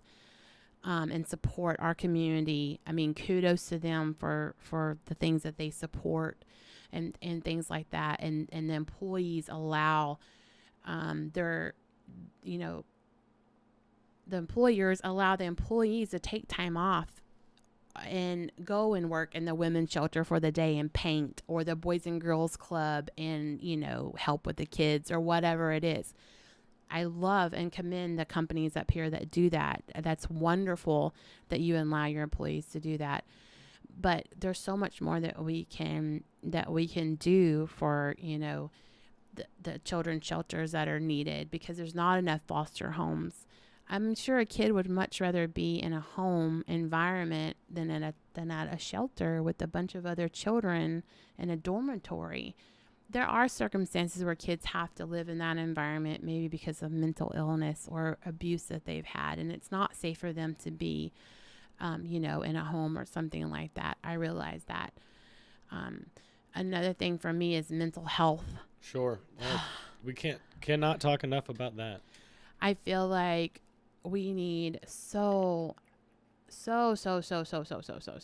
much help and awareness, I think, of saying it is okay. Right. to the number one thing needs to be, it is okay if you have mental illness. Remove the stigma. Yes. We all battle with some degree yes. of mental illness. Yes. All of us. We all have mental health issues. And so I think that a big push for me would be like not just throwing the 800 number up there, but saying, hey, you know what? I have severe anxiety too. I see a therapist. I have to be on medication. You know what? It's okay. And I'm okay. I'm a functioning member of society. You work hard at your job. You love your kids. Mm-hmm. Like you can still be a productive person, somebody who's, there's nothing wrong with you. I think our thing is that we feel like we're never allowed to have our shit days. Right. And the thing is we all have our shitty days. And if you are someone that, struggles or has mental illness, and it's something that, you either aren't dealing with because of the stigma of, you don't talk about it. That was one thing, like my mom and her generation, like when I told my mom I was going to see a therapist, she was like, what? And I'm like, Mom, it's okay. And her assumption is I'm just sitting there and talking about how bad mom she was. And that's not even true. Right. It's just her generation. You didn't get help for that. Like, you didn't talk about it. Yeah. You just, and at least now we're kind of talking about it, but we still have so far to go. But absolutely the my parents' generation for sure, like mental health, it wasn't a thing. So that kid's just weird. Yeah. That kid's just, exactly. That's the weird kid on the block. But meanwhile, that kid's probably going through some shit and would have loved some sort of help and resource. But yeah, I agree. I think it'd be amazing if we could just, the same way that we, for whatever reason, are with identity politics. Oh, well, I'm this. I'm proud to be this. Right. Even though there's a lot of negative connotations with either one, a political party, but you have no problem bringing that up. Or let's say religious, right? Right. There's a lot of people, and as someone who is on, at least a dating site, like there's a lot of people that have no problem being like, yep, I'm Christian, I'm this, like, and not that there's anything wrong with being Christian, Right. but there are certainly plenty of negative things that come along with any religion that you choose. There's going to be just negative baggage that any religion brings up to the table. And that's the same thing as mental illness. Yes, it's not a great thing. It's not a thing to brag about, but it is something that we all need to just be open to discussing and not be embarrassed, because everyone that you pass walking through the grocery store, everyone on your friends list on Facebook, they're all battling with something. You are not different for battling, and you shouldn't feel embarrassed or feel like you can't admit it, because it's nothing that you should, like, it shouldn't be a matter of, I don't know if I should admit this. We should just talk freely. And I know that sounds ridiculous to the people who I'm sure who are hearing this, like, oh yeah, I'm just going to tell people that I'm bipolar. Well, why not? Maybe I'll understand you better. I'll be able to give you the space and the respect that your disorder deserves, and not judge you for it. Maybe you need to give me a chance to do that. I completely agree with that. And that's one thing in the last 6 months for myself personally. Like I said, and when I said, you know, I have anxiety, I take medication, I see therapists, I'm talking about me, Kelly here. That's what I do. I never would have admit that in public, maybe even a year ago. But the last 6 months, I was working on a class thing, and they were talking about how the things we share on social media, and how many times do we see people say, well, they just look like the perfect family on Facebook. Well, they just had the perfect life. Those are the ones I worry about the most. So here's the thing. So I decided that fuck that. And I started just being brutally honest and saying, I think my first thing was I posted a black and white photo of myself, no makeup. I don't even think I'd showered that day. And I was brutally honest and said, you know what? I'm having a shit day. My anxiety is at an extremely high level for the last few days. I can't think. I can't function. I'm not a good mom right now. I'm not a good person right now. And I was brutally honest with, I don't have that many followers, but it is my family and things like that. It's still very personal. It's very personal and raw to put that out there for other people to see. And I felt empowered because I finally was being honest, not just to myself, but to people who maybe didn't know that about me, because all they saw was Kelly, the put together mom who, you know, is smiling for photos with their kids all the time or whatever. And I had so many people reach out to me, women, and even a couple of guys that I know who I had no idea were struggling with a lot of the same things that I was. And I was like, you know what? It's okay. I'm here to talk to you. I have anxiety too. I'm doing this. I'm doing that. I'm going to have to start getting on medication because I can't handle it right now. And that's okay. And so it was very empowering. And I thought, why can I not use my Facebook platform, my Instagram platform, whatever, that I met you too, and like a podcast, and just be honest about life. No, but I agree. I think there's no reason at all to not be honest. I think that, you know, if nothing else, it at least will somebody else who might be battling with the same thing, Right. who might not have the power or the courage or feel safe enough to just publicly admit that they're dealing with in their life something pretty serious and very personal, and makes them very vulnerable, makes them feel very vulnerable. But to be able to say, to be that ally, hey, I have these things. This is me. This is what I'm carrying around. Maybe one other person, even if it's just one, Right. one person could say, wow, like all these expectations that I hold myself to, maybe they're a little bit unrealistic. Maybe I'm allowed to have flaws. Maybe I'm allowed to have depressed days. Maybe I'm allowed to have some anger issues. I, for one, have for a very long time had terrible road rage. I cannot stand bad drivers. I can't stand it. I think they should have their driver's licenses revoked. My grandmother had the best idea ever to deal with bad drivers, and I still stand behind this idea. She believes that we should be able to have paintball guns mounted to the front of our car, and when somebody drives stupid, you just light their car up. Oh, Grandma, I love it. And then you'll see the idiots that are their entire car's covered in paint. You're like, oh, I better get away from that idiot because they cannot drive. And then maybe if you're the asshole with all the paint on your car, you might realize, oh, I'm driving like a dick. Maybe I should be a little more conscious of other people. And I can go on down that rabbit hole of bad drivers. Ian, I love it. Forever. Arkansas has definitely some of the worst.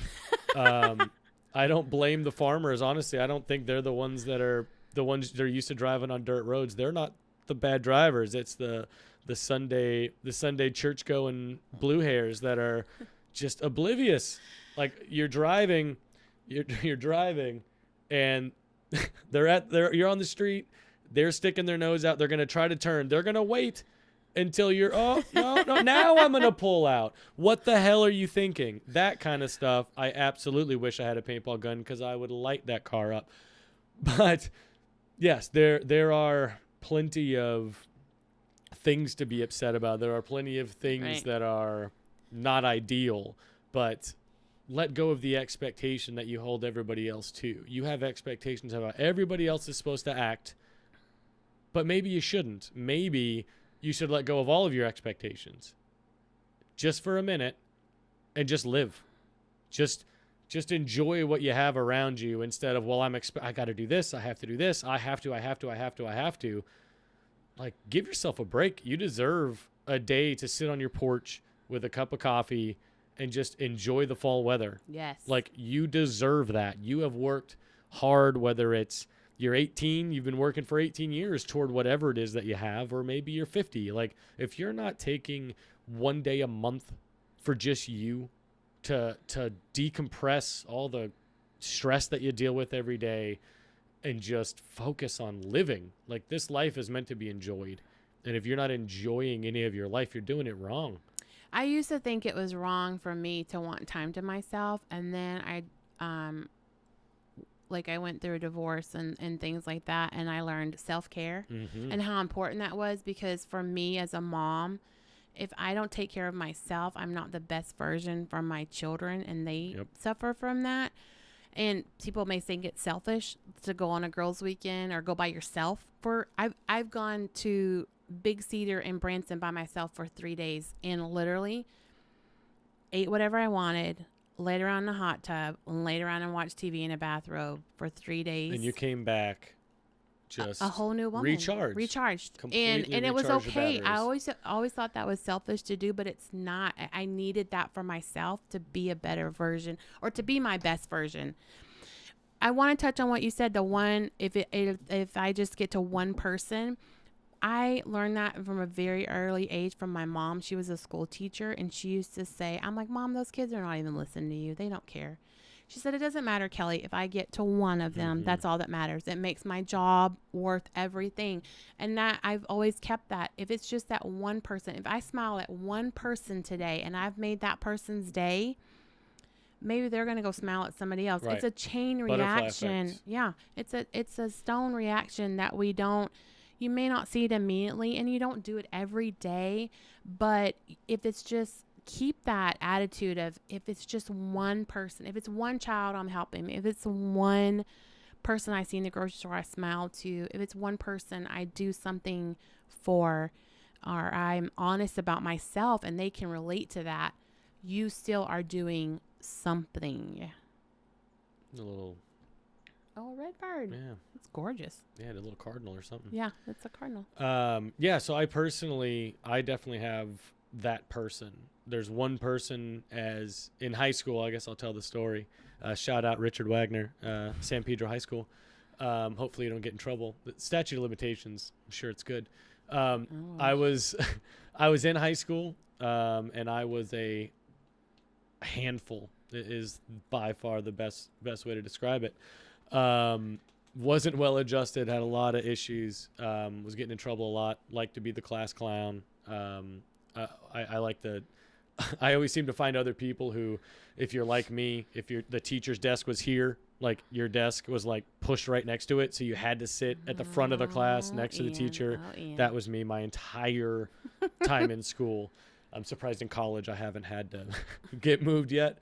But anyway, so in high school, I had a lot of issues. I was bouncing around from living in different places because I was just a handful for any household that I was in. And he was a teacher at my high school. He was also my coach, which is probably why I'm a coach now, because I understand what an incredible impact he had on my life. But I ended up living with him while I was going to high school. I lived with him for, felt like at least a year. It might have been more. He had his own kids, he had his own family, his own everything. And he saw that I needed that I needed help. And none of the other teachers or coaches or anybody else that I was around, like, they didn't see those things, but he did. And he decided to open his door and his home to this 16-year-old kid who was in trouble all the time. And it was incredible to see that people are capable of doing that to you, for you, to trust you with their children. I mean, I was 16. I think his kids at the time were probably like 8 or 10. Like, you're just going to trust some teenager who smokes weed every day? Like, like just this punk kid, you're just going to let him into your home. But he saw through all of the exterior stuff that I had built up to hide the fact that I was scared and I was, vulnerable and I needed guidance. We'll get real super like personal here, but like my dad was never really around, didn't play much of a part, especially in my formative years, after about 12, there was just he wasn't there. So I moved to San Pedro, living with my sister and then my coach and then my grandma, and then back to like, it was basically bouncing around those three places. And, obviously very thankful to the family members that, stuck their neck out and were trying to help me too. But for whatever reason, I needed that. Whatever I got from him was what I needed. Right. And if it weren't for him, I would not be who I am today. And I try to stay in touch with him anytime I'm back in California. Like, we go get food, buy him some lunch, buy him drinks, whatever, as a thank you forever for putting me where I am. And I hope as a coach, I aspire to touch far more or impact. Can't you say touch? 2019. Don't touch kids, damn it. To impact kids, or even parents, impact whoever. It doesn't just have to be my players. I hope that I've impacted some of their parents that I've spent time with and had discussions with, and got a little personal with some of the topics that we ended up talking about. But if I could impact just one kid and let them know that everything's okay. Like, whatever people's expectations they're putting on you, like, that's not your burden to carry. Live your life and find happiness, find purpose, because without that, this life is nothing. You're waiting to die. You're just watching the clock if you're not living for something. You need to find something for you, not for someone else. Don't live through someone else. Live for you. And if you don't know what that passion is, if you don't know what your drive is, or that thing that keeps you going, then find it. Take that 3-day trip. Don't do anything. Don't make plans. Don't force yourself into all these activities. Just be. Just go and be, and talk to yourself. Listen to yourself, your body, the signs, the signals that your body's giving out. And maybe I don't like doing this. If you go to work every day and you're freaking miserable, you're on your phone because you're just not trying to be there, try to pursue something that you enjoy, that you love, that gives you fulfillment, because that I feel is the most that any of us can hope for, is to truly find purpose and fulfillment in this life. And then when you have that, to be able to pass it on to other people and impact them in that way. And I feel like for myself, I did that at 40. I'm a little late in the game. But, the first time I went to college, I kind of did what was expected of me. And I've worked in a career path that is, was expected of me. And at times I've been a stay-at-home mom too. But overall, I've worked in IT. And so at 40 last year, I decided, after speaking to friends and things like that, to go back to school to become, a child therapist, hopefully specializing, working with kids that are adopted and their families, and, in multiracial families, because my family is multiracial. And because I'm adopted and my kids are adopted, like, I have insight in those things or whatever. And I had other therapists say, there's a need for that in our area. And so that's one thing, like, we were talking about college earlier, and, some classes this and that, and they're crappy. And I said, doing this and these classes, like, I'm excited for this and I love it and I'm embracing it because it's passion for me. I'm finally getting to do something that I'm passionate about. And so I'm hoping this next stage in a career for me and whatever it holds or what I do, I'm finally I got to choose what I wanted to do this time. And it's a lot of work, working full time, having 4 children, going to school full time. There are days I don't know how I do it, but I still have that drive because it is a true passion It means something for me. It means something to me. I want it to be other than my children, I want it to be my legacy, my stamp that I put on this earth, that I was here. And so that's what I'm excited for that, or for this next part of my life. And I want to point out, like, Ian and I have very different backgrounds, raised very differently, extreme almost. Just learning more personal things about you and things that you know about me, but still here we are. We're a little bit of an age gap between us. Somehow we still ended up, though, here in Northwest Arkansas at different times, and met through social media. And what I want you guys to take away from that is that, we have all these people in our lives that are so different from us, and you think you have no common core with them, yet you really do, because Ian and I met, and wow, we had this great connection over wanting people to ask questions and not just stand in line and take the next dose of whatever the government throws out to us, or just never ask a question. Well, why are we doing this? Well, why is it this way? And then, to have this, that we wanted to get, information out to people, and people would be able to ask questions.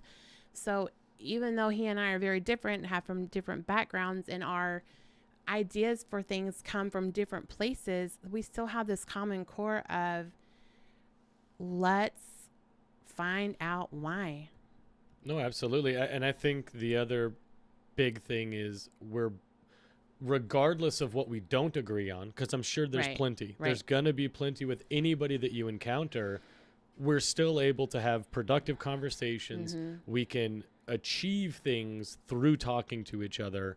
And if anybody takes anything from this format, is that you can do that with everyone, and you should do that with everyone. You should just talk openly with everyone you run into. Be yourself, talk about what's important to you, and you might just find out that other people feel the same way. Exactly. And that you have more in common with all of the people that you cross every day than you thought you did. We're not that different. I feel like we all have very similar hopes and goals and objectives in this life, and my hope is that we can come together to really do some good, to really change some of the things we don't like. We all have things we don't like about this reality, about this world that we live in, but we're not talking about what we can do to change those. All we do is complain about it.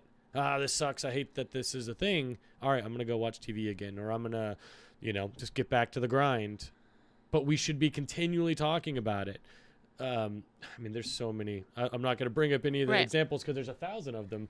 There's 1,000 examples of situations where we just kind of swept it under the rug when it was a really big deal, and we should keep pushing that issue. But one thing you touched on that I want to jump back to is, it sounded like you were almost disappointed in yourself at waiting till 40 to make these changes in your life. But my point is, the thing that I think I don't want the viewers to miss is, it's never too late. It doesn't matter if you're 30, 40, 70. Right. You can change your situation. You do not have to wait for some magic fairy to come through and say, okay, no more responsibilities. You can just do whatever. You can make that change right now, whether you're 20 or 70. The fact that you made the change at all is what's important, and what I think needs to be the main focal point is you did make those changes. You did break away from this system that you were indoctrinated into of, well, you have to go to college, you have to get a good paying job, you got to have a career, you got like all of those things are not absolute for everyone. And that's not always the right answer for everyone. Different people have different paths, and finding that passion. I want to ask you, have you ever thought about what your life might have looked like if you had pursued passion from the jump? If you were indoctrinated into a world or a system where from day one of your life, you were told, hey, what do you love? What do you enjoy doing? Well, let's figure out a way for you to do that every day. Let's figure out a way for you to make a living, for you to provide for yourself and your family, doing the thing that you're passionate about, rather than, well, you have to go pay your dues, you got to get this shitty job so that later you can get a better one. What if we changed that conversation and maybe, started people from the beginning? How different do you think life could look just in your personal life? How different would it look if from the beginning you had focused and went after your passions and your loves? Oh gosh, I can't even imagine. Like, I think that in my younger years, in my early 20s and stuff like that, I probably would have been happier. Like, instead of doing the grind of work and things like that. I think about too, the kids that I've missed the opportunity to be able to work with over all the years, or the families that I've missed the opportunity to be able to work with over the years. I'm not a social worker or anything like that, but I just helped my 17th family through the adoption process. And what I mean is giving them information and kind of helping, giving them the information, basically breaking down how each thing works, and then helping them make a decision for themselves. Being a resource. Right. Being a resource. And I mean, I love that. That's exciting for me, whether it's they decided to do foster care or they've gone to a private adoption or whatever. I just think about that, all the kids I could have worked with that struggled with so many of the things that I struggled with growing up. And my thing, I was, adopted into a great home. My parents, raised me from the very beginning, knowing that I was adopted, and it was embraced as being something that was special, that made me special and things like that. But still, I also was half Mexican with dark complexion, dark hair, in a family that was not.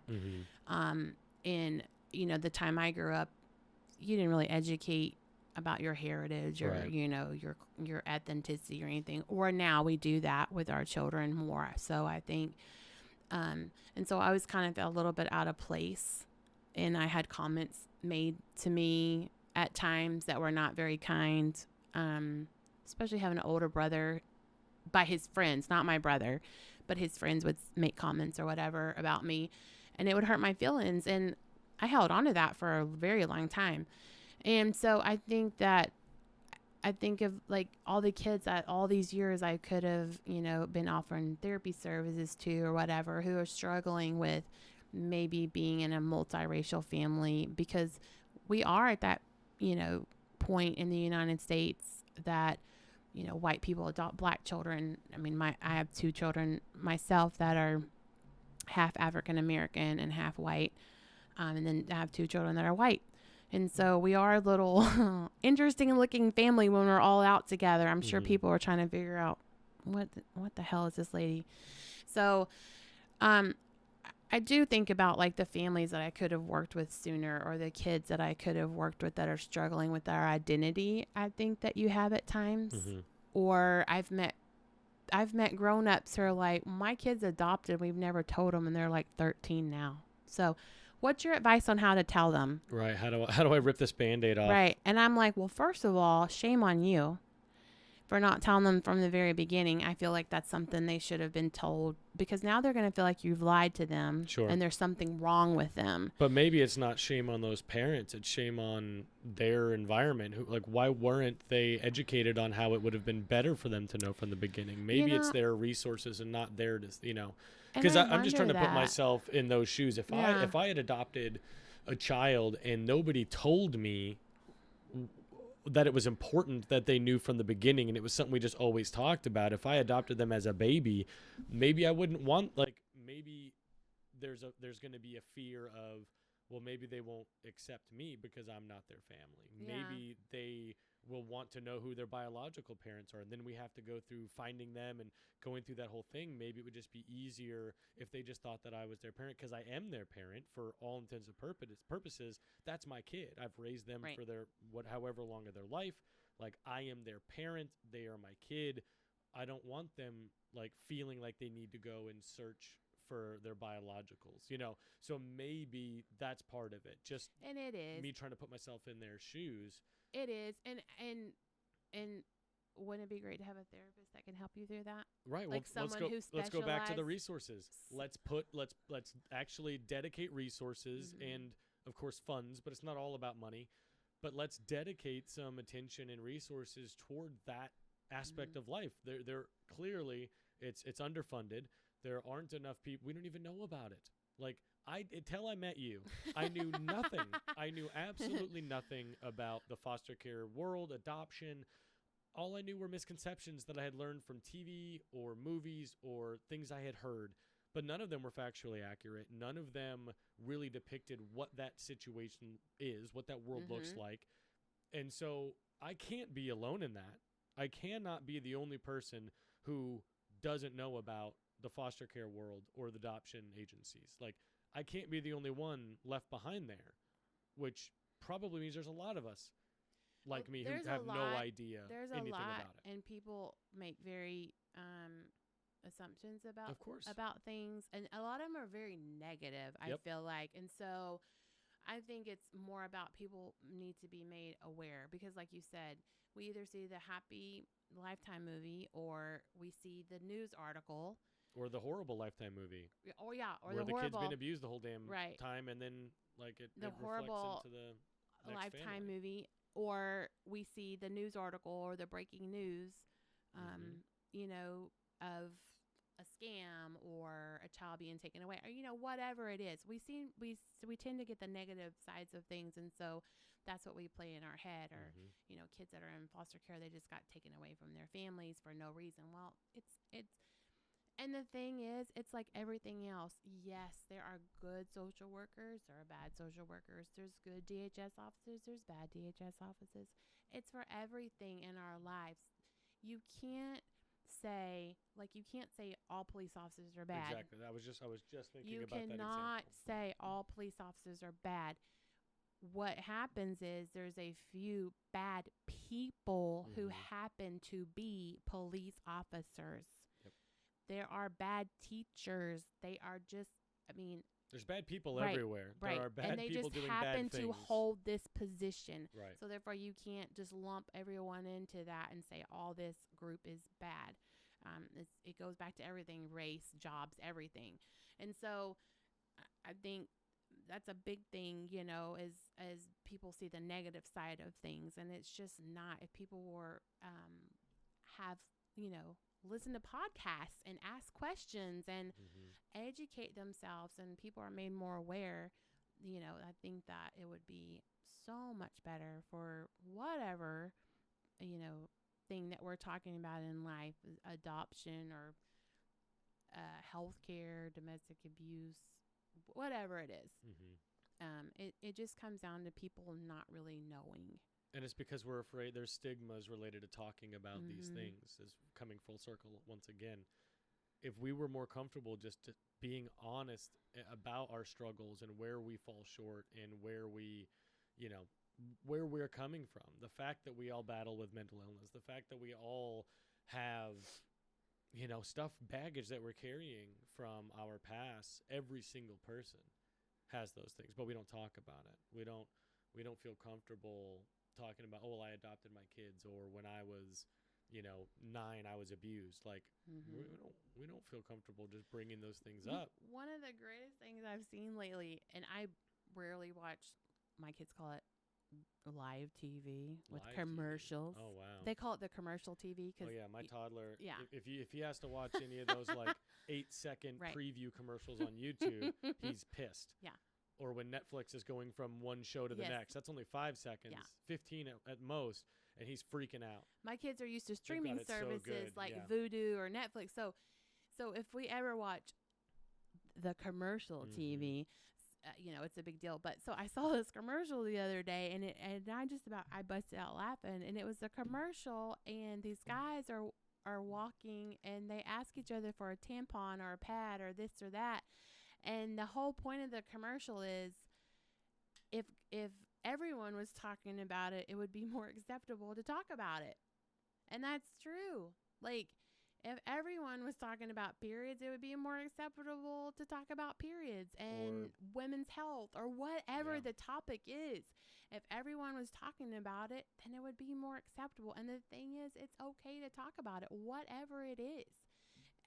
I love that commercial because I just died laughing because I'm like, oh my gosh, that is so true. It's a great little thing that they've got there or whatever, because it is true. It's part of that shift that we were talking about, that we're slowly coming around that corner where we're understanding that we've been doing things this way for however long. We've had stigma and all of these reservations tied into anything personal, and that you should be embarrassed if you're not well-adjusted, you have no problems, like life is great. But that's not accurate for anybody. There's not a single person who doesn't have a problem in their life. It's inevitable. You're going to have issues. You are going to have problems. And if you don't talk about them, of course you're going to feel like you're alone. You're going to feel like, oh, I'm the only one dealing with this thing. I'm alone in this world. There's nobody that can help me. It's very easy to feel helpless and to feel just lost and abandoned in this world. But that's not the case. All of your friends, whether they're telling you or not, they also are battling with some things. Exactly. Your boss, your parents, all of them. Like that, I think, is it took me a while to do it, but it's something that I recommend everyone does, is have a real conversation with your parents if they're still around. Have that conversation. Hey, like, have you ever dealt with these things? Have you asked your mom if she's ever dealt with depression or anxiety or whatever things that you're battling with? Because chances are that she probably has. And I mean, just knowing that, and being able to be there for each other. Maybe your mom's been waiting 60, 70 years for an ally, for somebody that she can feel comfortable talking to about her mental illness.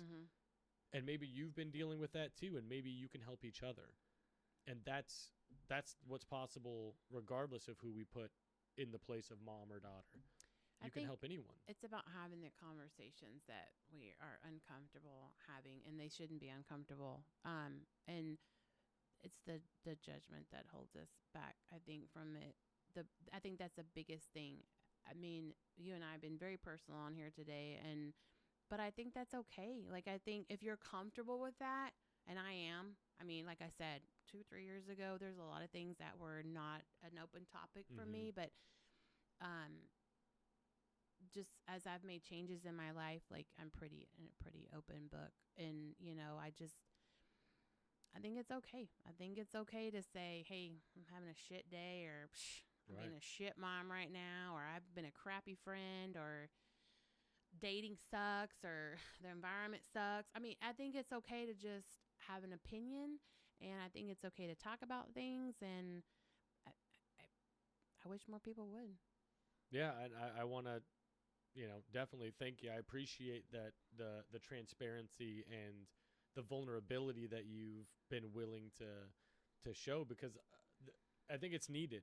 There's going to be assholes on the internet who are going to judge. Fuck them. I'm not concerned with those people. Right. Anyone that's going to watch this specific podcast and say, oh, well, I think it's ridiculous, this, and this, well, then you're not ready. Okay. You're not ready to let go of expectations that you hold of other people. No one is required to meet your expectations. Right. And if they don't meet your expectations, that's your problem. It's your expectations that aren't being met. Every single person is living life the best way they can, making the best decisions they know how. And if you want to judge anybody for those decisions, that's your problem as far as I'm concerned. One thing, the vulnerability thing, I think, is I try to be as vulnerable as possible, and just be honest. Like I talked about this on the last episode, but like I made big changes in my life. I was a very different person. I joined the Marine Corps right out of high school. I was a very angry person. They teach you how to be angry. They teach you how to think. They, for lack of better words, they manipulate you and brainwash you into thinking that like you are invincible, then that you are fighting the good fight, because who else is going to go to another country and risk their life unless they think that what they're doing is right, and that it's, you're protecting your country, you're doing this admirable thing. And so when you get out of the military, not commenting whether or not any of those things are true or not true, that'll be another podcast, but regardless of whether you agree about those things, when you leave the military, especially if you've deployed, you're going to take some of that stuff with you forever, or at least for as long as you decide to take it with you. You're going to take the anger, the resentment that you hold towards civilians, for instance. I mean, that was one of the big, the big conversations or topics was civilians are undisciplined. They're awful people because they don't have whatever the Marine Corps is giving you. And then when you find out, or like me, when you're thrown into a situation where you get a new perspective,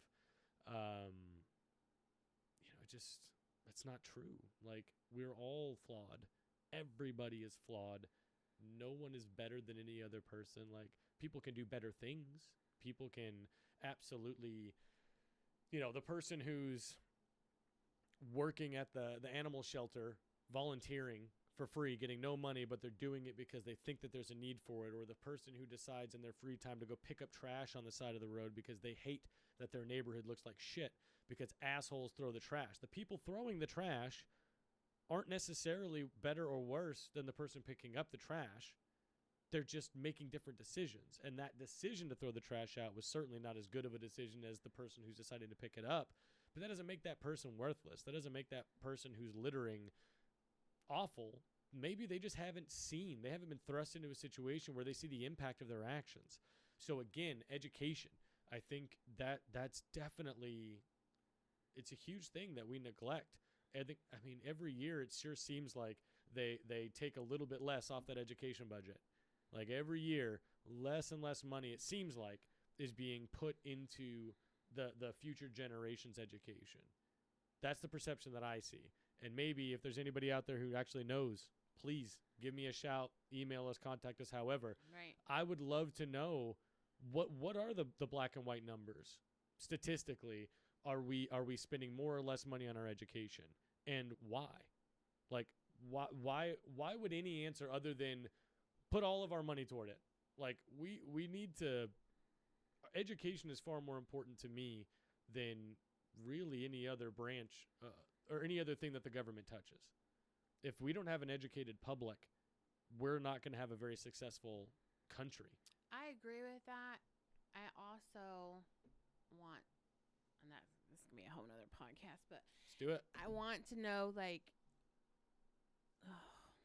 so much. Like, having kids, like all four of my kids are in elementary school now, and you'll be there soon enough with your son, and everything is, why? Like, why the testing? Mm-hmm. Why the standardized testing? Why no playground time? Very little playground time. I have so many questions and concerns about how, and not against teachers. Teachers are doing what they're told to do. I mean, basically, you don't really have a choice on a lot of things or whatever. But I just have a lot of questions. Mine's not maybe necessarily like physical or like how the money's being spent, but how my kids 8 hours, 7 hours there a day is being spent. Oh, I agree. Like, that's my concern.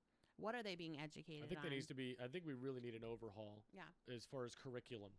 What are we teaching our kids, and are those the things that we really need to be teaching them at that stage in their life? Mm-hmm. For instance, if you're going to get out of high school, you should know how to do taxes. First and foremost, you should know how to balance a checkbook. You should know how to do taxes and probably change a tire on your car.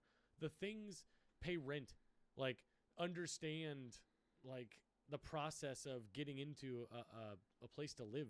Like, there's so many things that we don't set our future generations up for success. I feel like we have this outdated curriculum of, here's the things you have to learn because, well, that's just what we've always been teaching people.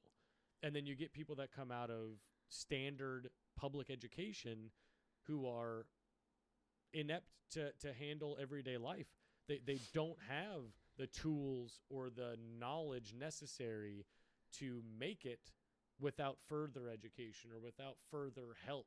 And I feel like the whole purpose of especially public education, if you're going to public school from K through 12, like, you should be learning how to survive this life, how to be able to productively get your way through at least the next 5 years.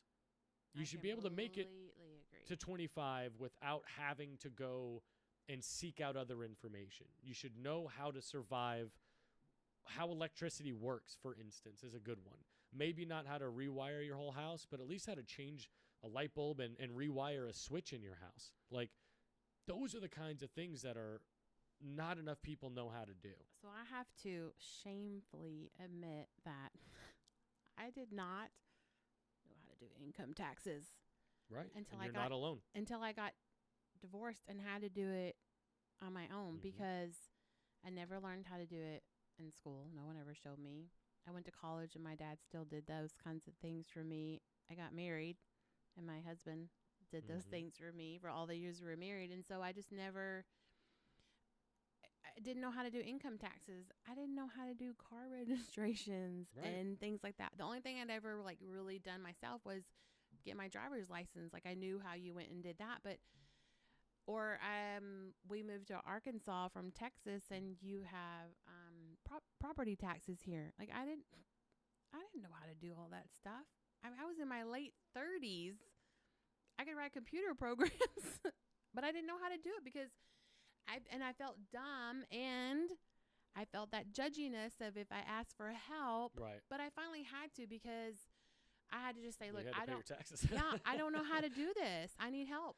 I'm well educated. I'm intelligent, woman, but I've never had to do it. I was never shown it. But if you'll show me how to do it, I will know how to do it. So I had to tuck my tail and ask for help. But it was okay, because now I know how to do it. What I'm doing, I probably still have a lot of questions, but I had to admit that had never done it. So. Right. So there's a prime example, a college educated person who had no idea how to do taxes. And that's not anything. It's not a knock on you. That's a knock on the system. That's a knock on the education system that failed you, because we're not focused on the right things. It was more important for you to understand how to dissect a frog, or, learn whatever it was, calculus or whatever it was we were talking about. You had to learn these fancy math, very advanced methods of math that I don't even you never used outside, you never used again, but so you know how to do trig, but you can't you don't know how to file your taxes or pay your property taxes for the state. Like, that's an issue. There's a gap there that I think we need to fill. There's something missing. And that's the whole point of this. Let's identify where are their gaps? What are we not doing as good as we could? And let's talk about it. How do we fix that? So let's talk about it. So education. We're not teaching these kids the right things. So what's important? What do kids need to learn? What things that we're teaching kids should we leave in, and what stuff should we take out? What stuff should we leave for higher education? Like, I believe your average person probably doesn't need chemistry to know how to just work a basic job. But if you're going to work in a field where you need chemistry, that field probably requires a degree. And then you can learn that during your 4 years of education. You can get specific knowledge that would go toward that degree that you need for that degree. But if you don't need it to walk about life and go work at a grocery store as a cashier, you don't need chemistry. You do not need to know how to do that. You don't need to know how to dissect a frog. Like, you can look at a book and understand that human biology. I'm pretty sure that was like 7th, 8th grade probably, whenever I learned how the human body works. Right. You don't need to dissect a frog to do that.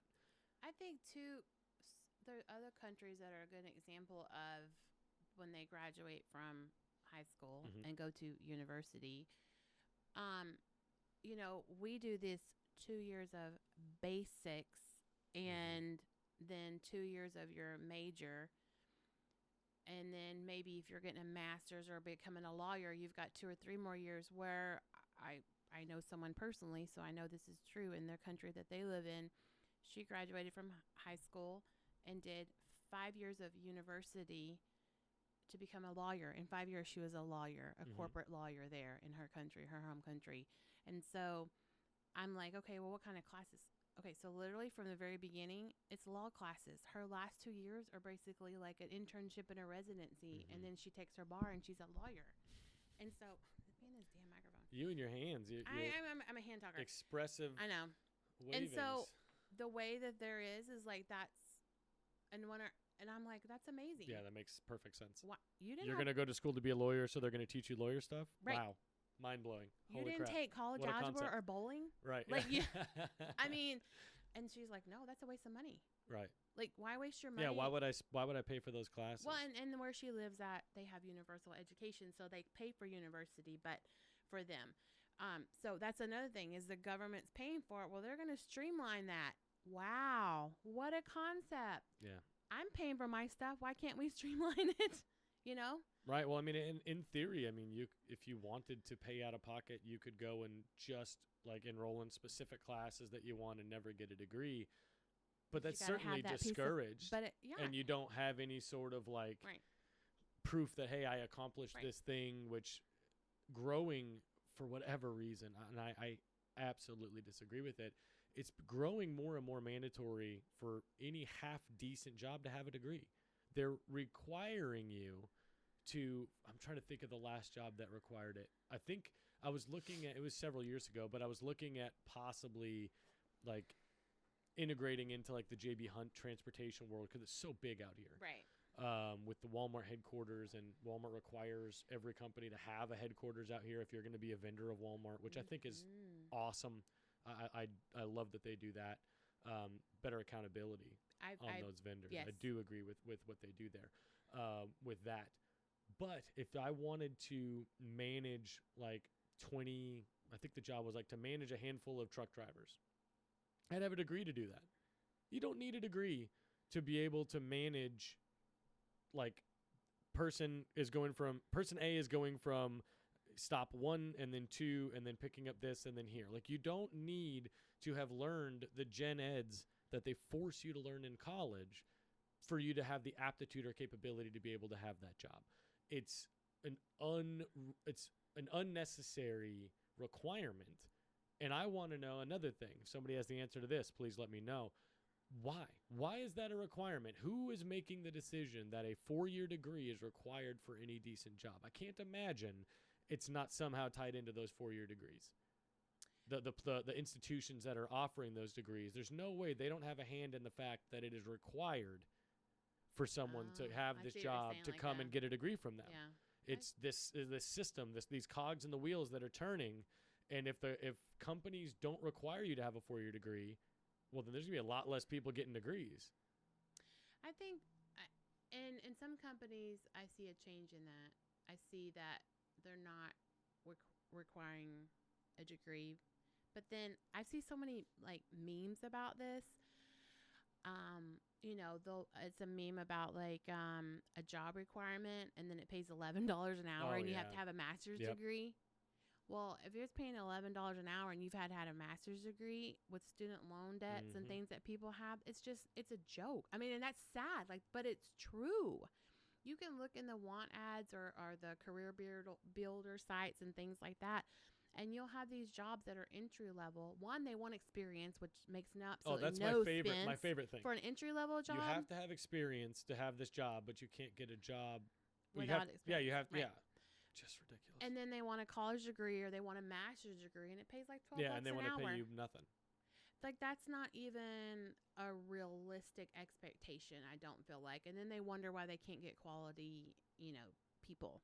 Absolutely. And so I think that's another thing, like, here that I think part of it is we've allowed our government to dictate our worth.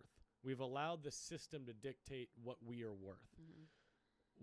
Money used to be, you had gold, you take it to the bank, they give you a piece of paper that says this is equal to however much gold you gave us, and then you went and you spent that money. Or you offered a service that people would give you gold or those pieces of paper that represented their gold in exchange for whatever service you are doing. And whenever you're doing that, you are setting the cost. You're setting your own price because it's your goods. This is your service that you're offering to people.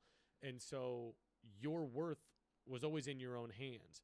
All right, I'll do this job, but I'm doing it for X amount. You can give me this much gold, or I'm just not doing it. And then they can decide, okay, well, either I feel comfortable paying that amount of money, or I don't, and I'm going to go somewhere else.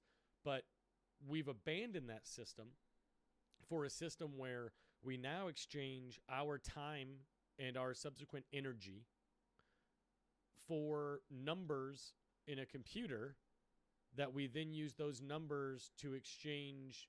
We use those numbers to get other things. Well, I'll give you this many numbers because this price tag says this thing requires this many numbers. That's all it is. There's no money anymore. There's no money exchange. Now it's just this system that we created. We made it up. We created money. We created the idea of currency. This is not a universal thing. And as more on the line of rounding this corner, there's a lot of people that are abandoning that system. There's an app. There's several apps and there's several groups where it's all about bartering now. Like, we'll give you our own fake money because all money's fake anyway. So we'll give you our own money, but you're going to have to exchange your services with other people, and then they're going to give you their fake money for your services. But at least you get to choose what your time is worth. It's in your hands. So there wouldn't be a situation of, hey, we want you to have 8 years of education, but we're going to pay you $12. Well, no, because nobody with 12 years of education or 8 years of education is going to take $12 an hour. Right. But in the current system, the current paradigm that we have, it allows for that because the companies, the business, the people, the employers have all the power because they're in charge of the numbers. They're giving out those numbers, giving out that money, and we need that money because the system that we're in requires that money. So, like, it's all part of this system that we created ourselves. And so it's within our ability to change that system because it's something we made up in the first damn place. There's nothing stopping us from changing that aspect of this life. I get it. I agree, and it's one of those things though, like, well, where do you start the change though? Yeah, you know? That's a huge thing because we literally live, and sadly, we live to work because the money. Yep. You have to have the money for every part of your identity. It's every aspect of our lives is touched by money. And your work. One of the first things, anytime you meet somebody, one of the first things you talk about is, well, what do you do? What do you do for work? That's pretty much the icebreaker 9 times out of 10 because that's where we spend majority of our time. Absolutely. I used to joke about that I knew my coworkers, unlike my friend Ed you met the other night. I spent 8-9 hours a day, 5 days a week. I spent more time with them than I did my family. Yeah, I mean, you're more waking hours, that's for sure. Yeah. So, work it plays such a huge part in our lives and money and things like that, and that's all. Yeah, I think that's all part of the same system, though. Right. I think the only reason we spend that much time in our job or at work is because we have to. And imagine if when you were a kid, you were taught, go after your passion. Don't go get just a good paying job. Do something you love doing. Do something you're passionate about so that, as the cliche is, you'll never have to work a day in your life. You're still going to have to work. There's going to be plenty of hard working days and long days and stressful days, but at least it'll all be going toward something that you care about, something that you're passionate about affecting or impacting. and then it's still work, but at least it's meaningful work, and you're not wasting your time. I think that, you know, the more and more we understand our place, we understand that time is the most important thing, not money. Like, without time, I mean, if you're wasting time, you don't get that back. You can waste money and make more money. You can't ever get more time. You're never going to, you know, go to the bank and be like, all right, cool, I need 10 more years. I have a lot more stuff I need to get done. Time it's fleeting. It goes, like, it's not fluid. It seems like we go through stretches. For instance, this fall, I don't know where that went. Like, how are we already in fall? Like, I feel like it just, we I skipped think we fall. went from August to now. Right. Like, I feel like, and I think a lot of people feel like that for some reason. I don't know if it's just, I think it's because time is not what we think time is. I think that we created, just like money, just like currency, we created a calendar. We created a way to track. Like, I think there's a big distinction that needs to be made between time and how many times the earth has gone around the sun. Those are two very different things. true, yeah. All the calendar is telling you is, well, the earth's gone around this many times, or we're at this stage of going around. That's all that it's telling you. It's not telling you how much you've lived, how rough your hours have been, how long your life feels like. I feel like time is very different than calendar time. I think we strive very, very diligently to have structure. We want to be able to have black and white. Cool. Well, it's been this many days, which means it's been this many years. So time has been this. Or, like, I spent this many years in college. I got this piece of paper. Now I can do this. And now I'm open for this.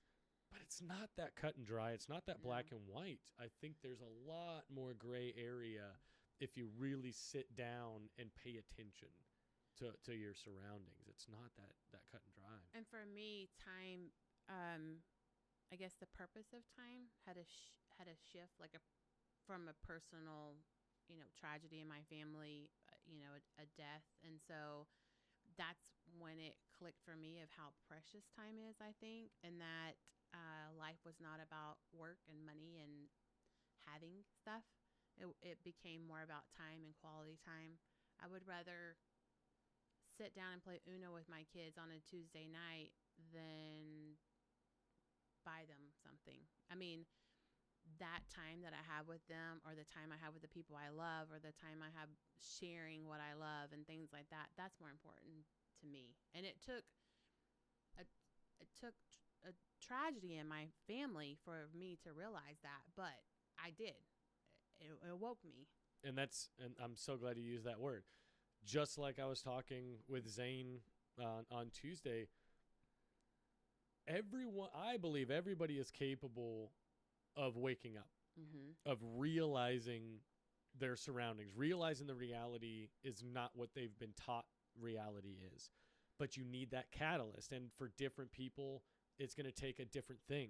For me, it was a pretty high dose of mushrooms that I had to ask myself during that transformation, do I want to keep doing this? Am I happy with the life that I'm living? Do I want to keep living life the way that I've been living it?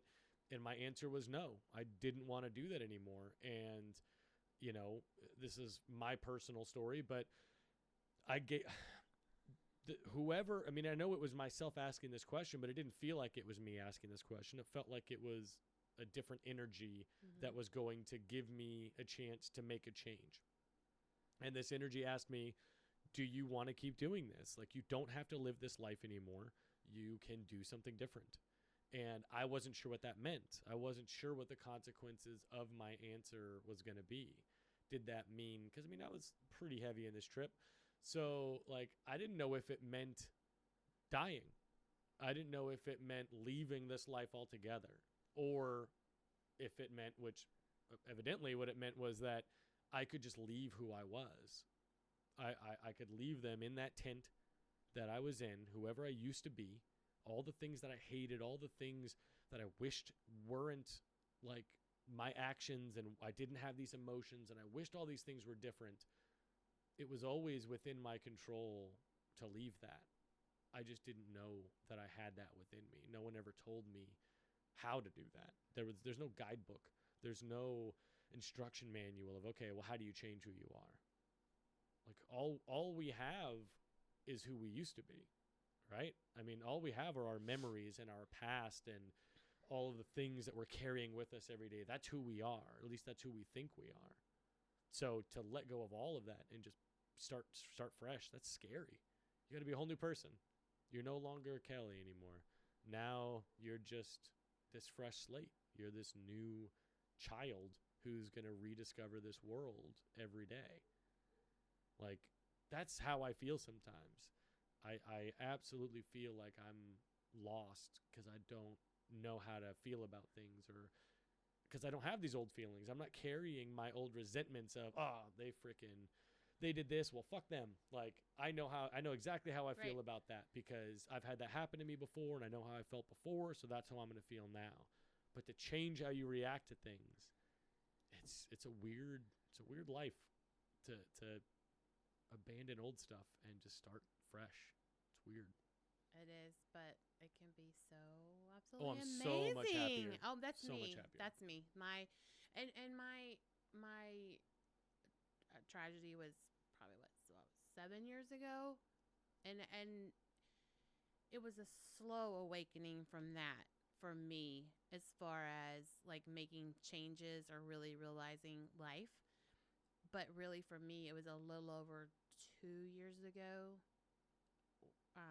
A lot of like lifestyle changes and just I just got fed up with a lot of things and realized I didn't have to live like that anymore. And Absolutely. so it was a clean slate for me. That was my clean. I like that.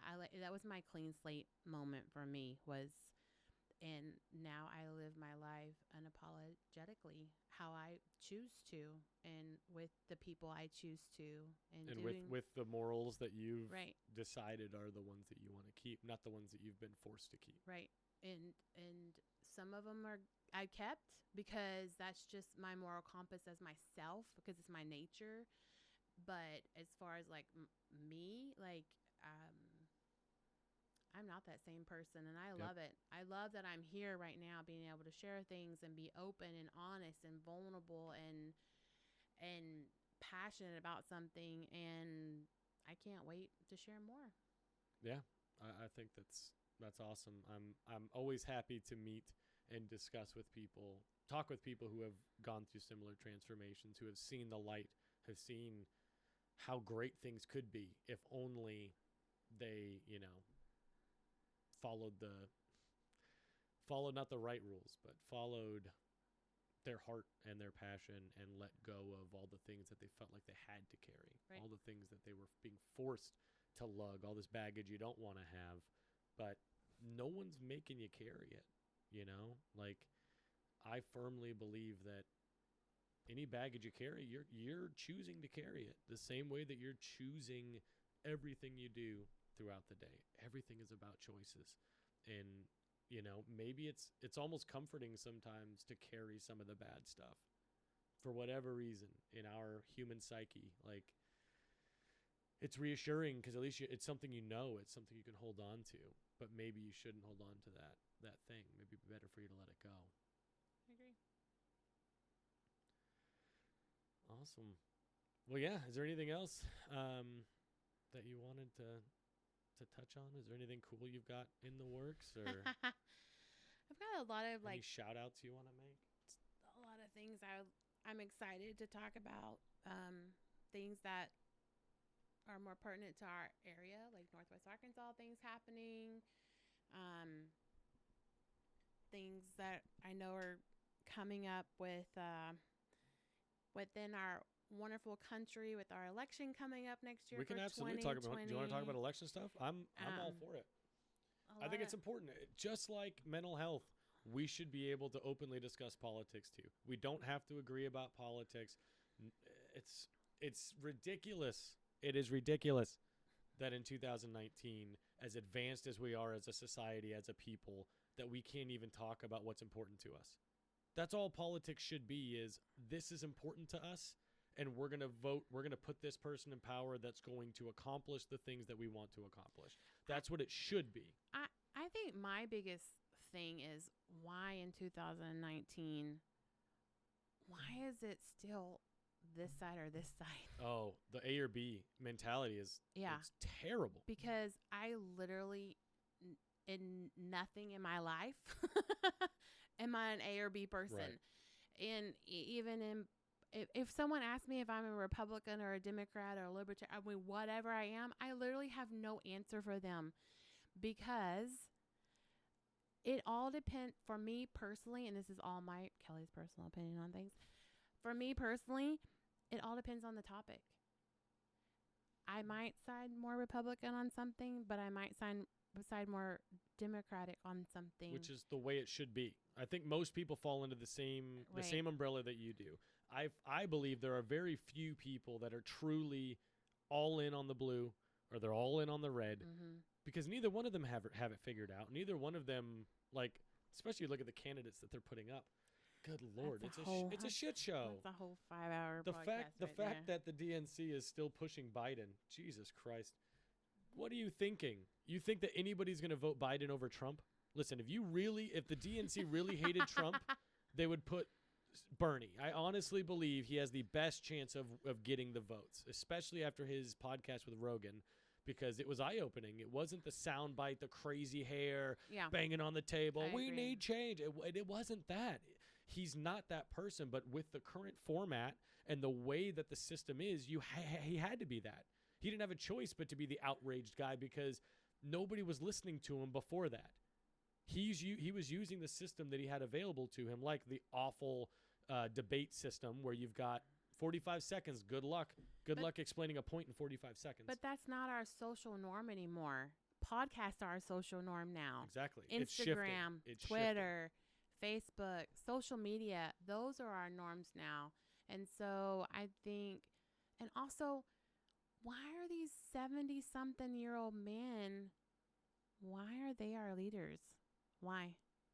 Well, because they've always have been. They're tapped in. That's what I'm saying. They're the leading horse that the super PACs and the people with the billions of dollars that have these special interests, those are the people that are going to like meet their interests, though.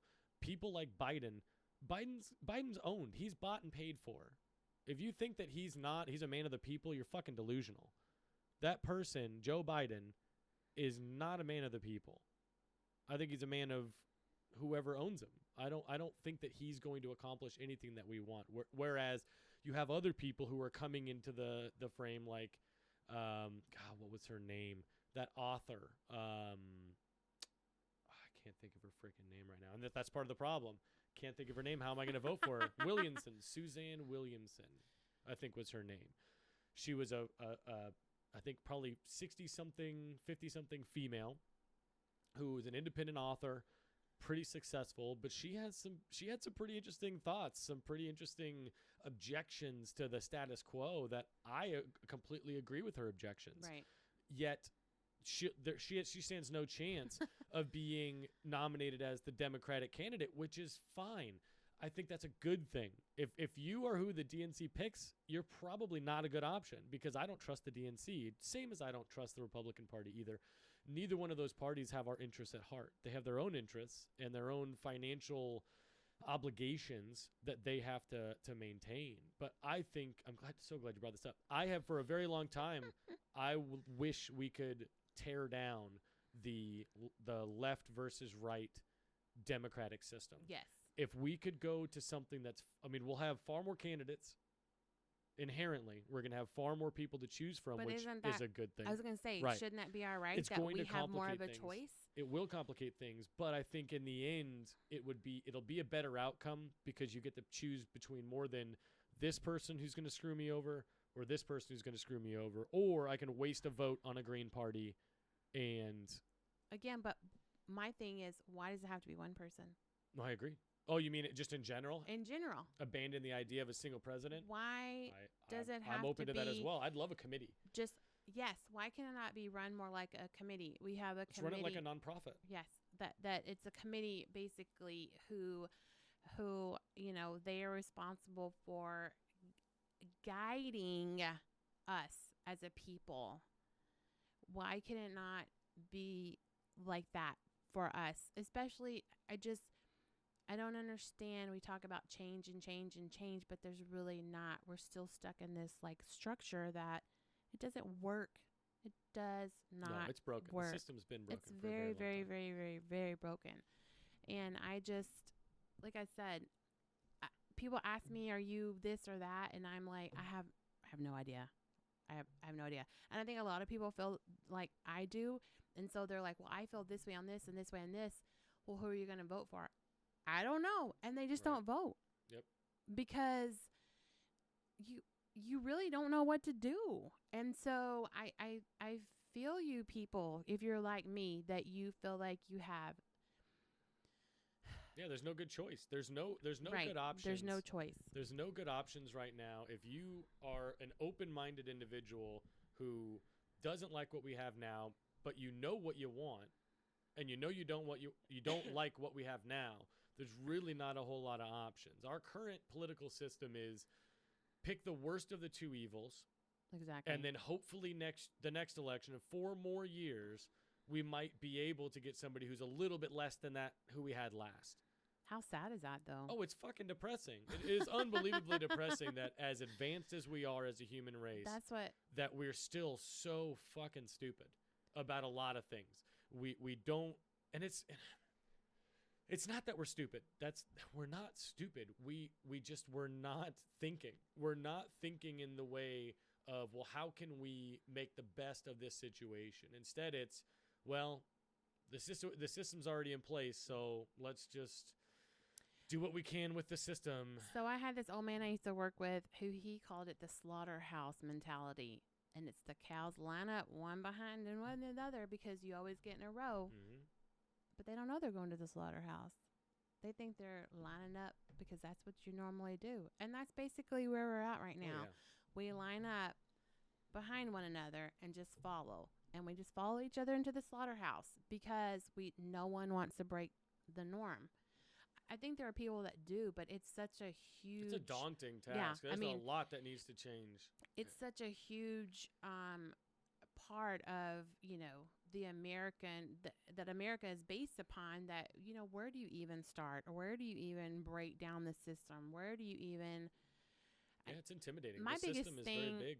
as I became an adult, too, was I never understood how we have state government and federal government and how at times one can out-trump the other, but then there's other things that they don't out-trump each other, like how federally marijuana is illegal, but in states it can be legal.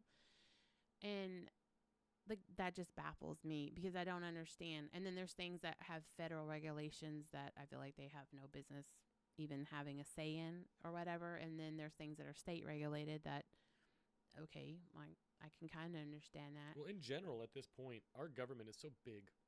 It's so huge. It's so convoluted. And that's another part of the things that I want to explore. Is why? Why? How many people does it take to accomplish what we're trying to accomplish? Clearly, it can't take as many as we have. There's a lot of government waste. There's a lot of just excess spending on dumb shit. We see it every year when they release the budget of, well, this politician, spent this many millions of dollars on this vacation or whatever. Like there's negligent spending regardless of what level of government we're talking about. So clearly there needs to be better sight. There needs to be better oversight on who's spending money and what are they allowed to spend money on. But separately from that, there's just too many people doing one job. If it wasn't a government, if it was a privately owned company, let's say we switched away from left and right and it was a group of people. Let's say it's an organization. Let's say with a board of directors. Right. Let's say you're not allowed, hypothetically, let's just go down this rabbit hole. You're not allowed to run for president unless you're a member of this organization, a nonprofit where you're being put up by donor-specific funds. Mm-hmm. There are no super PACs. You are not allowed to spend any money unless it is donated by the people. Okay?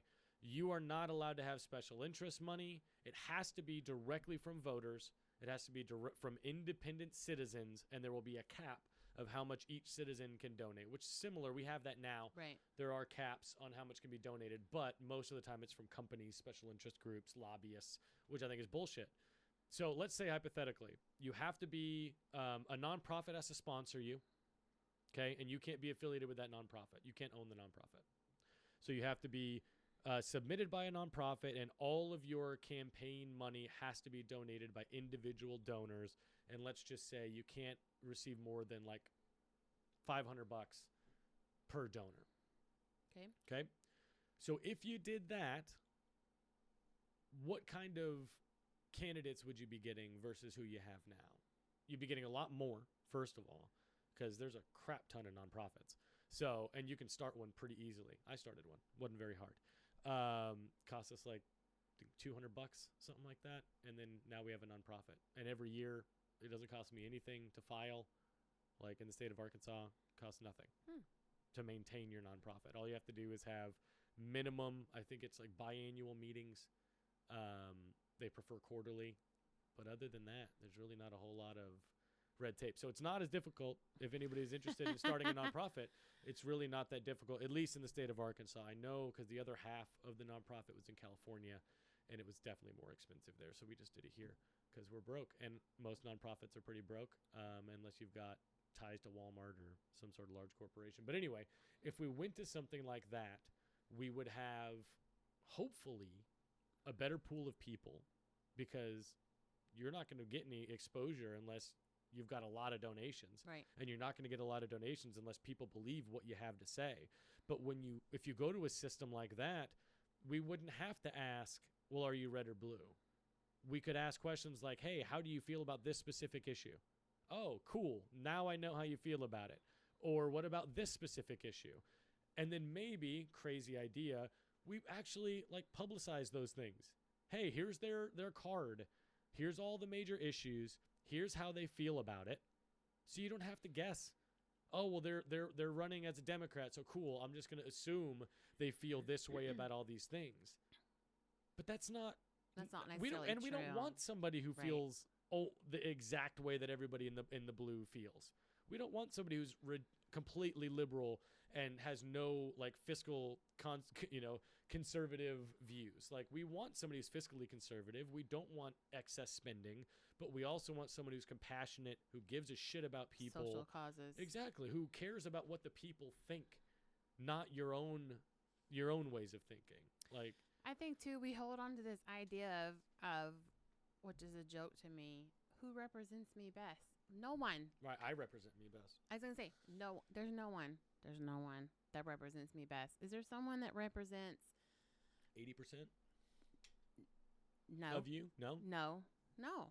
I mean, not that you've seen. Not that I've ever not that not I've in the ever current seen. political Not in this system. political. Yeah. Are they a little East Texas, Northeast Texas hit girl who, grew up playing softball, who's now 41, a single mom with 4 kids? I mean, where are these people that are representing me and my interest? There's not any.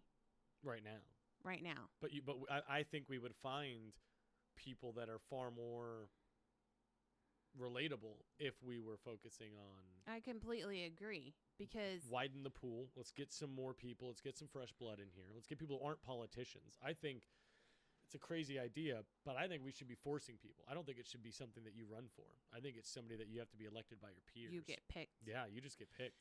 You shouldn't campaign. And this is probably a very, what do you want to say? Not a popular opinion, but so many people were so excited about Obama that he would represent the black people, but he wasn't. Nope. He wasn't those black people that he was representing. He's not the welfare people or the people that live in projects. And depending on what you look at, he didn't really advocate for those people either. And so, you have to get away from that idea that these politicians will ever represent you, because they don't. People typically that are in politics, especially higher politics. Now, state, yes, you might get a representative that was your City next door council. next door neighbor, Julie, Sure. that grew up down the street from you. You might get that true in a state representative. But like the higher political you're going to get, they're not. They come from wealthy families that have absolutely no idea what it's like to have been, in the way that we're raised, Well, a they've been typical manipulating average, yeah. for decades. And so you have to get away from this concept that there's somebody that's going to represent me in, this political game that we call the United States now, because it's not happening. Yeah, career politicians, I think, are, and we're starting to realize that. I think more and more people are seeing that career politicians are not what we need. And say what you will about Trump. We're going to get on Trump just for a second. Say what you will about him. He's not a politician. No, he was a businessman. So, if nothing else, at least the people were starting to see, hey, we don't want another career politician. Was he the right answer? Is he the savior of the country? Of course not. But a lot of things came to light after him being put into that position. We know a lot more about how fucked up things are than we ever would have known if we had gotten Hillary or another 4 years of Obama. We would have never seen and aired out all of the things that we now know right. About our country, for better or for worse. We now know more. And I think for me, it seemed to be more of a statement of, we don't want this system anymore. We know this person's kind of a dick. He's always been an outspoken, not a diplomat. He's kind of been pretty vulgar always. He was a fucking reality television star, for Christ's sake. What did we think we were going to get? But yet, enough people, enough votes, whatever, based on our current system, he was elected. Despite proof of Hillary rigging the DNC election so that Bernie lost out. There's evidence of that. Despite that, she couldn't rig her way to the presidential seat. She couldn't do it because the people rose up and said, nope, we're not doing that again. And then look at the DNC, the Democratic debates. There were so many people that weren't politicians. You had Andrew Yang, who is in tech business. You had Williamson, who was an author. You had lots of people were starting to come out of the woodwork and be like, hey, maybe we are ready for this thing. Maybe we are open as a country to entertain something different. A person that wasn't raised in that political environment. Someone who hasn't been lying and manipulating for the past decade. Minimum. Let's just get someone who has somewhat pragmatic ideas, someone who can look at things practically and say, okay, like, here's why I think this. But actually have that conversation. Like, maybe we can find that person. I think that people get so hung up on like business people and things like that, not having like foreign policy or whatever.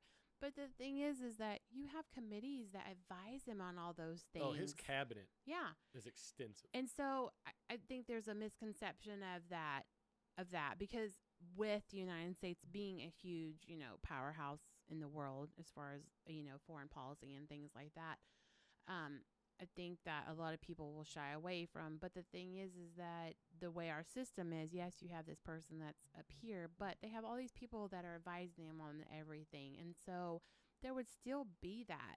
And they don't need to be an expert on what's going on in Syria or whatever. But they do need a good moral compass. But they do need a good moral compass. And I think that's where we've lost a lot of things, is that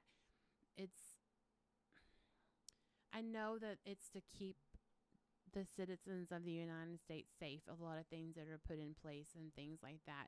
But I also feel like a lot of human rights, just as a human being, are taken away. Mainly with the immigration stuff.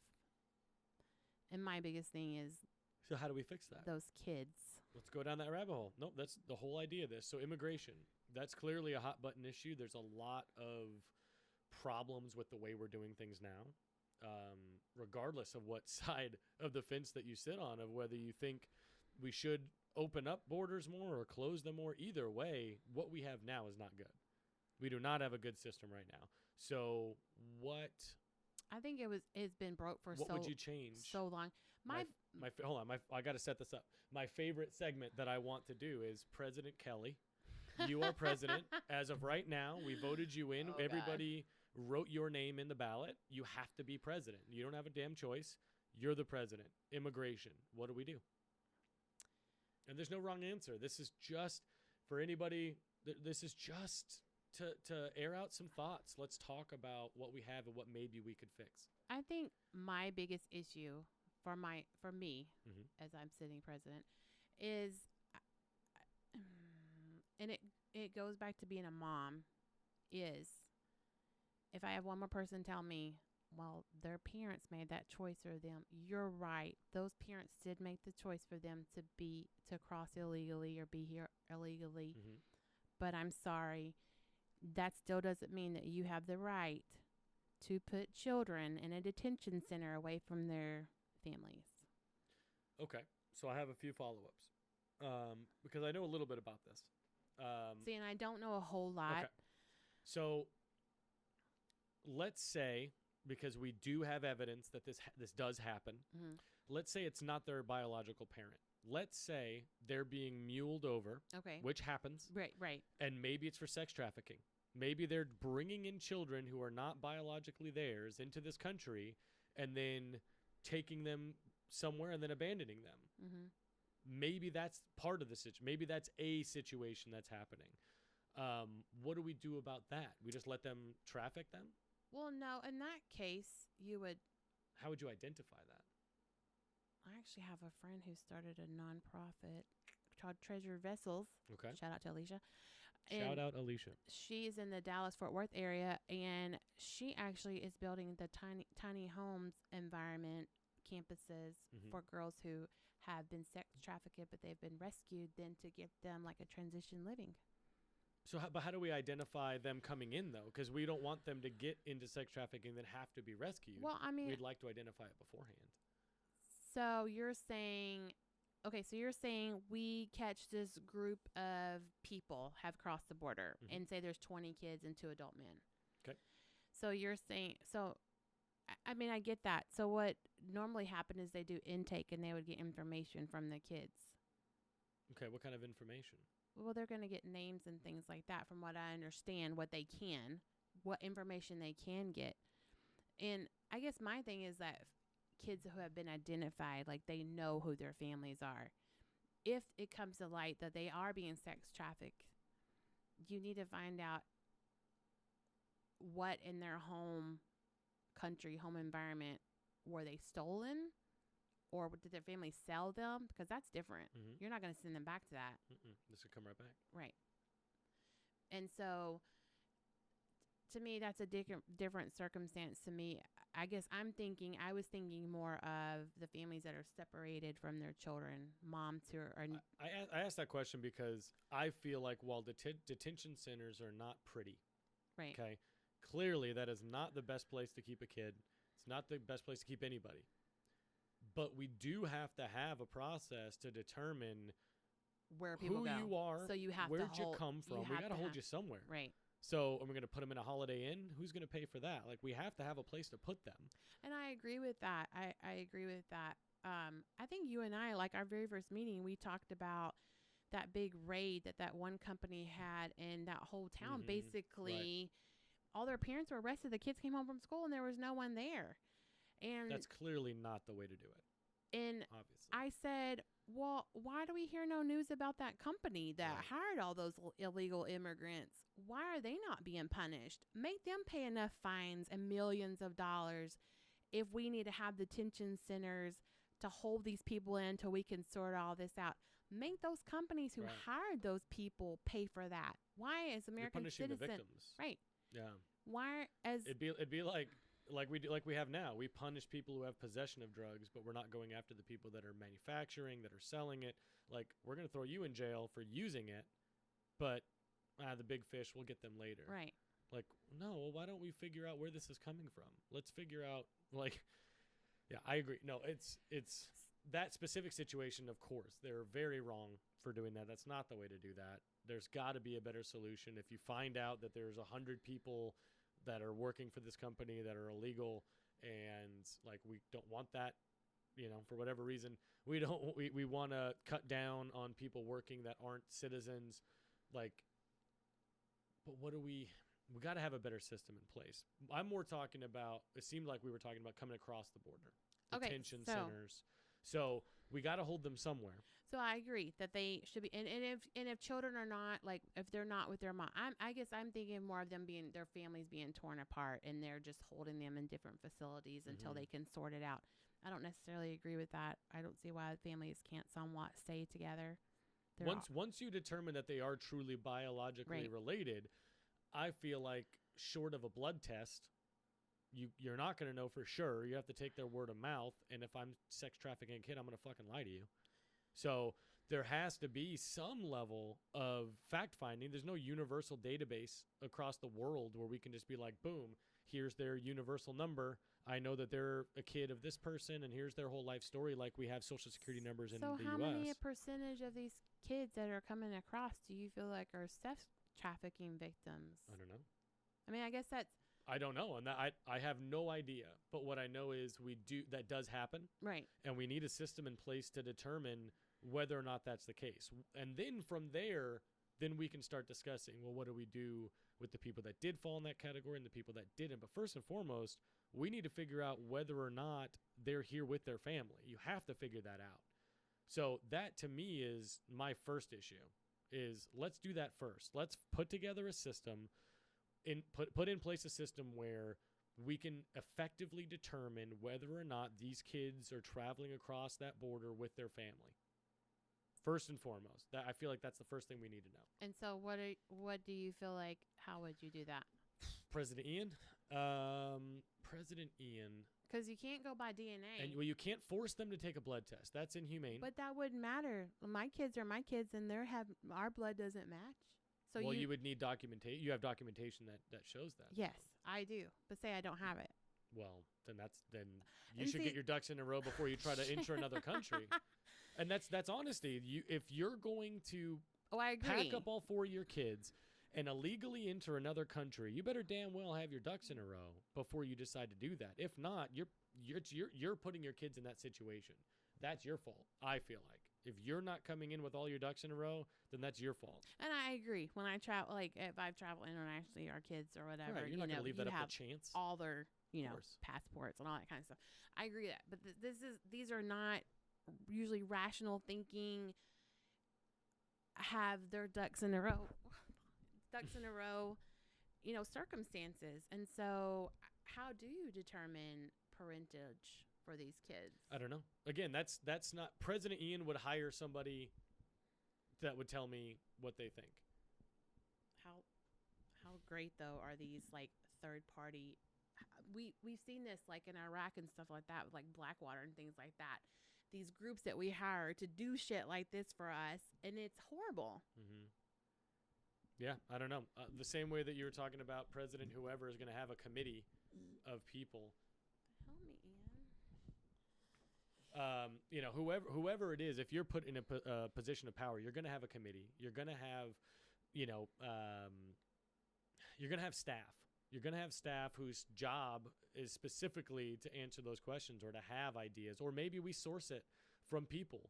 If somebody listening has a good idea, send it in. Seriously, that's the whole point of this. Let's explore that. Let's talk about the best ways to do that. We both agree that the system's broken. Neither one of us like the system. Okay. Neither one of us think that the current immigration policy is the best policy. There's got to be a better way to do it. I don't think that I have all the answers, but I do have questions and I do have thoughts that might lead us to a better answer. I think I don't understand a lot of it. For example, and this is a personal example for me, when I was growing up, we had multiple exchange students from all over the world. And we had one girl in particular who, at the time it was Yugoslavia, but then they went through civil war. And so now she lives in Serbia. Mm-hmm. So college educated, her and her husband both. Her husband has an engineering degree from a university there. They have 2 boys. They were wanting to come to the United States with their children. And this is like 20 years been going on. Mm-hmm. They've wanted to come to the United States for them. These are people who have college degrees mm-hmm. in engineering and things like that, who can be productive members of our society and will clean toilets if we ask them to just to be here. Right. Cannot get them here through Do you know why? Do you know what's hanging them up? Money. They need sponsorship. They either need a company. What's a sponsorship? So in order to like come to the United States, you have to have like, from what I understand, because my dad tried this for 10 years. He's tried to get them here. They had like someone had to offer him a job and sponsor him to be able to come over. He couldn't just come and figure it out. He couldn't bring his own money, his own savings. He couldn't just come and just apply for a job like anybody else. He could come like on like a temporary travel visa for like a vacation, but no. And so, or we could have privately sponsored them as a family, but it's like $30,000 a person that you have to then give the government. Yes. That seems like a really shitty system. To hold. And so to hold for how long? Well, I'm not sure about that. So I know, and my parents, as much as they would have loved to have done that for them, that was just not an option for them. And for most people, I'm sure it's not an option. And this woman who, my parents had in their home for a year, we still are in contact to this day. My parents loved her like a daughter and treated her that way. And so, and then I look around and see, I don't know, people in walking around that I know work at some of the plants and things like that. I'm like, how did they get here? How are some of these huge ethnic populations we have just over the line in Missouri? I hate to be, or even in Springdale, or whatever. Springdale's a great one. There's all sorts of Marshallese, and that's different though. They can come here because of some laws or whatever, because we did nuclear testing on their islands. It's like an agreement that they have here. But there's a huge population right over the Missouri line, because I used to shop at the Jane Walmart. They work at the chicken factories up there. How did they all get here? Like, I guess that's my big thing is I don't understand the rhyme and reason of it, and it's very frustrating when it's not very transparent either. Right. So how did all those people get here? And yeah, we have friends who would absolutely be an amazing... would benefit our country to have here. Yes. And they would benefit, we would benefit, they would contribute. They're willing to do anything to be here, and they can't. Right. And I think that most rational people listening to this would say that that's bullshit. Like, there should be a better way for them to come in. And again, I think that, this shift that we're all going through, most people realize that that things need to change. There are problems. There's lots of them. And we need to make some changes. But where do we start? How do we make those changes? And first and foremost, we have to get somebody into a position of power that would allow us to make these changes. So I feel like that needs to be objective one, is starting to put together a plan to change the political system, to change the years of the Democratic versus Republican system where we just have to pick the best of the worst, like, instead of... Do you agree with that notion that we have that immigrants do jobs we don't want to do? Well, growing up in California, 1,000%, there are people from other countries that are willing to do the shit that I don't want to do. Like, I don't know if you've ever spent a day picking strawberries, but fuck that. It's brutal. It's very labor intensive. It's it's not something that you're going to want to do for 30 years. It's not a career. But there are people who are willing to come here for the opportunity to make a better life for themselves. And unfortunately, most of them are lumped in with the people that are coming here to exploit systems and coming here to do unsavory things and illegal activities. They're all lumped into the same thing. And it's because, ignorance. We don't know. We have no way of knowing who's here with good intention or bad. And there's no way to know. We don't know how to figure that out. We have no way to know whether or not someone's coming here to murder somebody, or maybe they just murdered somebody over there and they're coming over here. But I don't think we should let the fear of the unknown screw over people who do have honest intentions. I think we have just as many shitty people here that are going to do shitty things as any immigrant that might be shitty. Like the likelihood of having somebody who wants to come to this country with bad intentions is the same likelihood, if not less, than the likelihood of somebody who's already an American citizen who is doing or wants to do shitty things. So is it that we send everybody home and then say, okay, get all your documentation, all your money, pay your lawyers in wherever your country you're from, do all your paperwork, and then we're going to start letting you guys back in to do the jobs that you like? That's not how I would do it. I mean, that's like, I'm saying, like, where do we even No, this is a great question. I think that the first thing we need to do is we need to let go of the idea of like, well, I earned this or I went through this, so why is it fair that someone else doesn't have to go through it? I see a lot of that kind of dialogue with the idea of getting rid of student debt. There's a lot of people that feel that that's wrong because they paid their loans off like a normal person. Mm-hmm. They followed the rules. They worked their ass off. They went without. They lived on ramen and mac and cheese. Been there, done that. And they paid off all their student debts. So why is it fair that some freeloading 23-year-old who didn't have a plan and who created this student debt, why do they just get to have it forgiven? What about me? I think we need to let go of that. I think that's toxic way of thinking. Stop worrying about you. Let's think about the greater good. Would that benefit everyone? Would that benefit our country as a whole if people didn't have to go into debt in order to be better educated?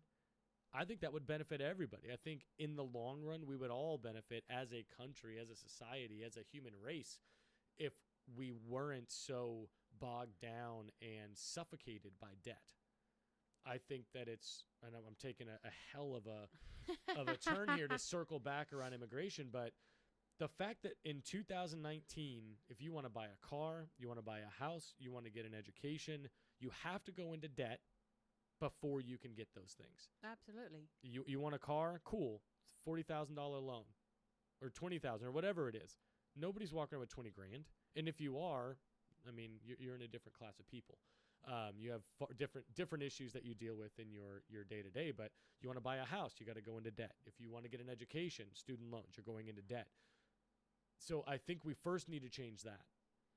And then we won't have this sense of entitlement of, well, I did this, so you have to do this too. You've got to pay your dues too. You've got to, get shit on. You've got to work the shitty job, whatever it is. You got to get hazed, just like I got hazed, right? Like, that's a really bad way of looking at things. Why don't you want things to be better for the next person? You should. I think you should want the next person that has to walk through your path. Maybe it's a little bit easier because you found answers or you found ways to make it easier for them. Oh, I completely agree with that. I think that's the first thing we have to do is let go of the ego. Let go of, well, what about me? Fuck you. We're not talking about you right now. You are irrelevant to this conversation. We're talking about these people who have a much worse situation than you, especially if you're coming from like a war-torn country or a poverty-stricken country where you don't even have clean water. You don't know whether or not your kid's going to get kidnapped and forced to work for the cartel. Like, there's some sketchy shit going on in some of these other countries. You having to work really hard for 5 years to pay off your debt or 10 years or whatever, that's nothing compared to what some of these people are dealing with. So first and foremost, let go of yourself. Let go of your own interests and how you had to do whatever, because this isn't about you. This is about these other people. So let go of yourself. I think that would be step one. Step two in this immigration thing, and how could we possibly fix this? I mean, we need help. I think we need to work with those countries. I think we need better foreign policy. I think we need to be talking with these countries where people are coming here illegally. And let's figure out why are they leaving your country? I agree. What's wrong with your country? And how can we help? It would be far cheaper for us to send services, resources, pay for helping people in that country than what we're paying now dealing with the clusterfuck of 10 different countries' citizens that are fleeing that country and coming to ours. And now we have to set up infrastructure for those people that are coming here. We have to deport them. We have to have detention centers. We have to figure out whether the kids with them are actually their kids or are they involved in unsavory things. We need to be working with our neighbors, even if we're just getting information. Maybe we don't give them any money at all. Let's identify the problems before we start thinking about solutions. And I don't know the problems. I have not had enough experience or enough, education in those specific fields to know why these things are happening. But someone does. I guarantee somebody knows why. There's somebody in some country where this is happening, where they know the answer. We're just not hearing, we're just not hearing that answer.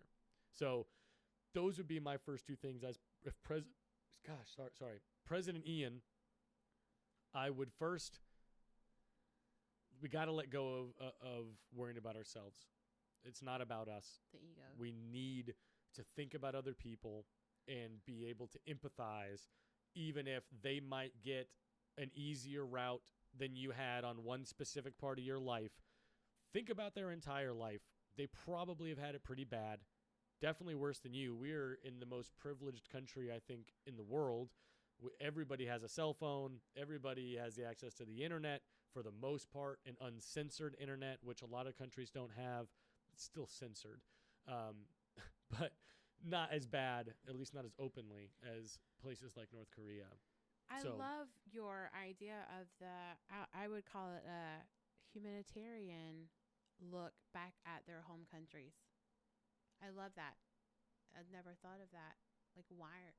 You hear like this is going on there, and they're leaving or whatever.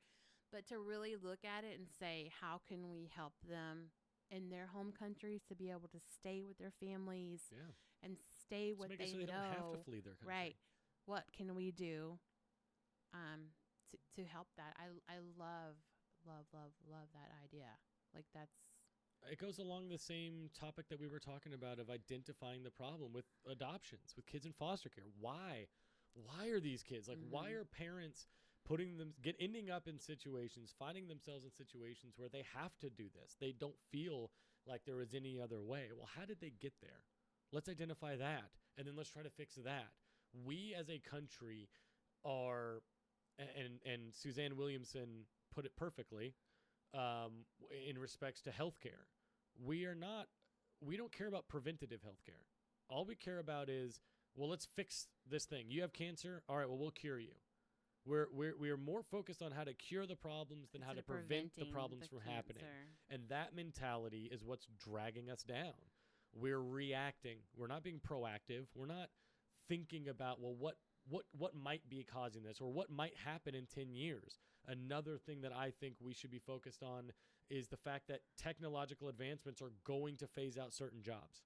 We're already seeing it. There's automated cars. Oh, we talked There's about going that. to be self-driving right, trucks. Right. There are going to be, look at McDonald's in bigger cities. They're getting rid of, you just have to go and press an order iPad. Kiosk. Yep. You order the thing, which phases out the people who are going to fuck up your order the first time, because we don't like people fucking up our order.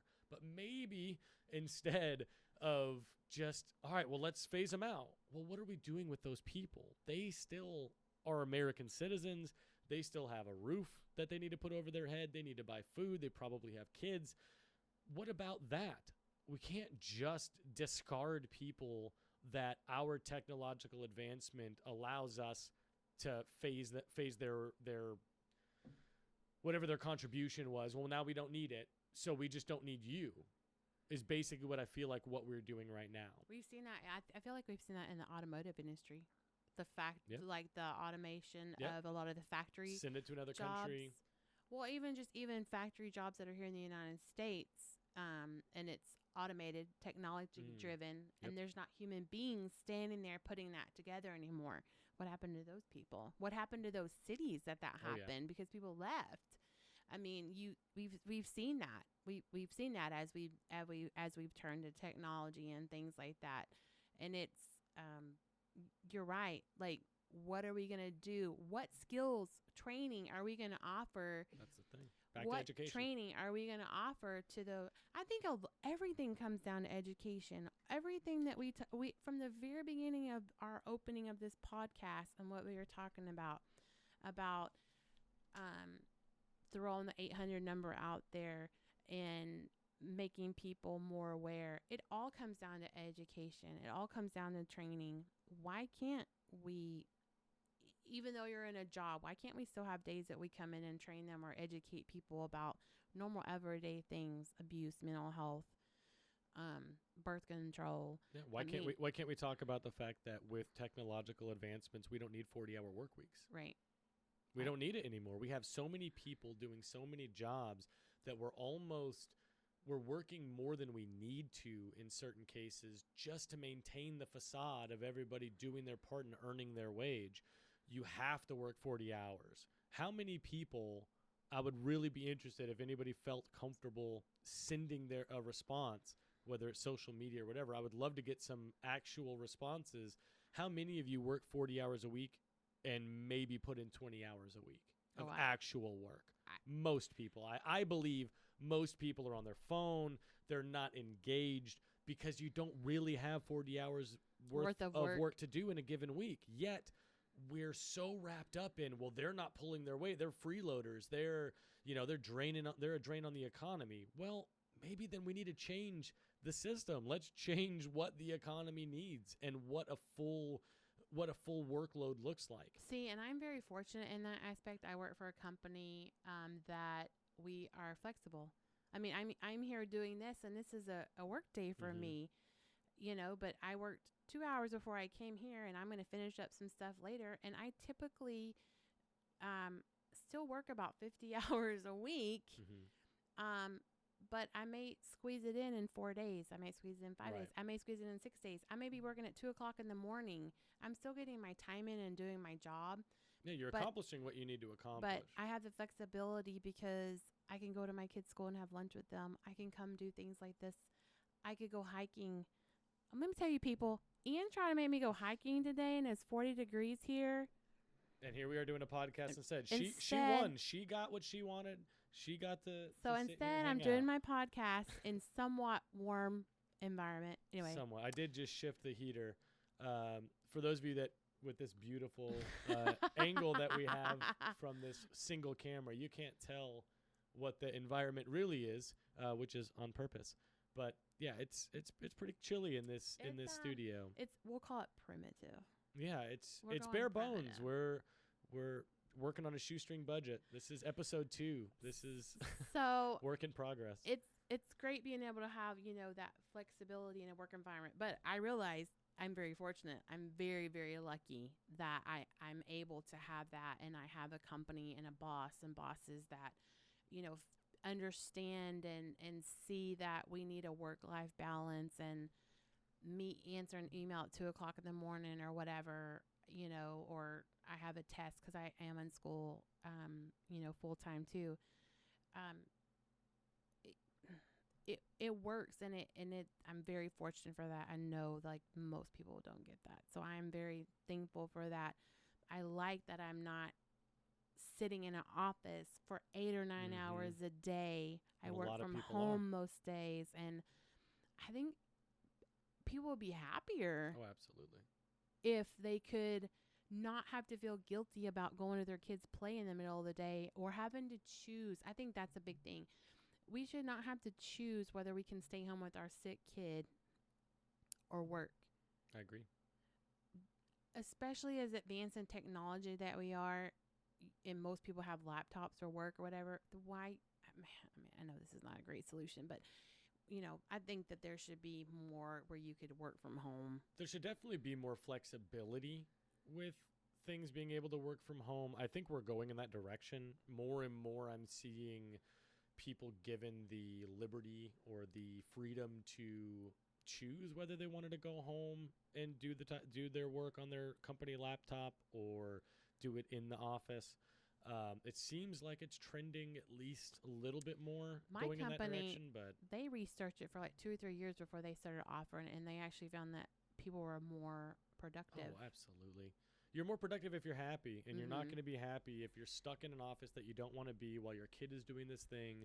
And if it's within your means to be able to go and support your kid and still accomplish your work, you should be able to. And so it's not surprising that there are a lot of people that are resenting or are unhappy with their situation because they know that they could do it better. They know that there is another way, Right. but the employer doesn't. You're tied. Yeah. You're tied to your desk. Well, yeah, you're tied to your job. You have what that's the thing too. Let's get back. You have to have it. Full circle. You have to have a job. Yeah. You have to work this many hours to get this much money because that's what the system says, and they've dictated what your worth is. And so based on your worth, you have to work X amount of hours to accumulate whatever the X amount of money is that you're looking for. So you're tied. You're a slave to this system. We have the illusion of freedom, but most people do not get to exercise freedom on a day-to-day basis. Most people they feel stuck. They feel like they have to go to this job that they hate. They feel like, oh, I don't want to wake up at 4 a.m. to get to work at 5:30 in the morning or whatever it is, but they don't feel like they have any other options. And that would be something that I would love to impact if I don't know how, but eventually, even if it's just letting them know that it's not the way it is. Like, there are other ways to make a living. There are other ways to move about. There's a there's a business out here called The Human Experience, and what they do is they're very holistic. They have seminars, they have events where like you can listen to people who talk about the things that I'm talking about and give you maybe a little more meat and potatoes of like, here's how you can actually do it. Not just, hey, it's possible. All right, cool. Have a good day. Like it's possible and here's how you can integrate this into your life. I have not figured out personally how to explain to people how I've been able to integrate it into my life. This freedom of like freedom from the system, feeling like every single day the only things that I do are things that I'm passionate about doing and that I want to do. The coaching thing, I mean, I make peanuts as a coach. It certainly does not pay the bills, but I love it. I love coaching. I love making an impact with these players. Last year I got to play with coach boys. Freaking awesome. There's no boys volleyball out here, which I think is ridiculous. Growing up in California, I think everybody should be able to play volleyball. But like that's something that I do for fun. I get paid to do it, and it doesn't pay all of my bills, but it pays some of them. And so that's just one example of something that people have, as an option is maybe you do like coaching. So instead of working 40 hours a week at, Walmart, maybe you work 20 hours a week at Walmart and you work 20 hours a week doing something you really love. And then you work really hard at that thing you love. And then eventually you cut that cord of Walmart. No offense, Walmart. But you cut that cord. And then eventually the only things you're doing are the things that you love. See, and that's where I'm at right now. I still work my IT job because you got to pay bills. I didn't want student debt. I'm paying for all my school because I do not want to graduate and have student loans, because as a new therapist and things like that, you're not going to make a lot of money. Right. And I do have 4 mouths to feed, and so that's my thing is I still work this career, this IT job, and to be able to pay for school because I don't want student loans. Right. The first time I went to college, I worked 3 jobs and put myself through college, and I think I walked away with like $1,500 in debt. And I don't want that for myself and my family. So yeah, that's very admirable. A lot of people, that's not the easy route. It's certainly not the easy way to do it. You've picked the harder way, but in the end, you're gonna get the best out of what you're doing. Mm-hmm. But you're going to school to learn a specific thing that will open a door to be able to do something you love. Yes. And that's the whole thing. That's the whole point. Find the thing you love. That's what I tell myself at 3:00 in the morning when I'm so tired and I'm reading or working or whatever, is that there's an end to this. There's a reason for this. I'm doing this because in the long run, it's what's going to be best for all of us. And so, it's just pushing myself to do that. The classes I love and the information I love. So it doesn't feel like it's a chore, I guess, doing it this time around. Right. So. Well, you've got more life experience. You've got better direction about what you want to do. So you're not doing things just because, you're not going through the motions because somebody told you need a college degree. You're doing it for you. And that's where my younger brother, he's 20, turns 21 in February. He's going to college and he's like, I don't know. I don't know why I'm going. I don't know. Like, And I've tried to ask him questions like, what are you passionate about? What like makes you, what gets you excited? What kind of things, like when you hear about them or when you watch something, what are the things that stimulate you and make you really happy?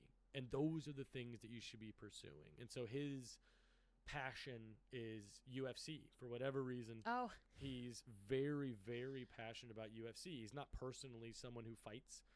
In fact, I would classify him in like the opposite category. I don't think that he's ever been in a fight, which is great.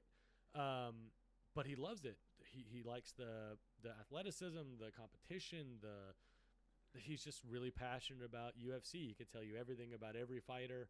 He can tell you like what their records are and like what would be a good fight to set up. Like he really is passionate about UFC. And so like, well, then go after that. Find out how you can be involved. What does the UFC need right now? What are they looking for? I would think like even like a sports medicine where you're like training or marketing or anything UFC like is that. A giant company, and ESPN just bought them recently. That's all we were talking about that the other day. Yeah. Now, I mean, any number of jobs could somehow fall under the UFC, umbrella, because they need every type of job. The UFC needs that to maintain. So, so anyway, so I'm gonna bring him on, hopefully to talk about some UFC stuff. But, there are doors, there are things you can do, no matter what your passion is. If you're really good at it, there's somebody out there who's probably gonna pay you to either teach them about it or help them with it or whatever. There's going to be a market for something if you're the expert at it. Yes. Just look at, Ancient Aliens on History Channel. Some of the craziest conversations ever. Those people, whatever jobs or whatever they did to end up there, like that's a really weird job, but they have it. It's just a point that there's always going to be a door out there for you to open. But you need to open the doors that you want to open, that you're passionate about opening. Don't just open doors because someone's going to give you money to open that door. Money is not happiness. Time and passion and purpose, those things will bring you happiness more so than any amount of money. But I don't know. I think it's a good place to leave it. Yes. I know you have actual work to get done today. Yes, I do. Thank you so much for coming on. Thank you for having me. Yeah, I hope you had a good time. I did. I look forward to more. Awesome. Thanks.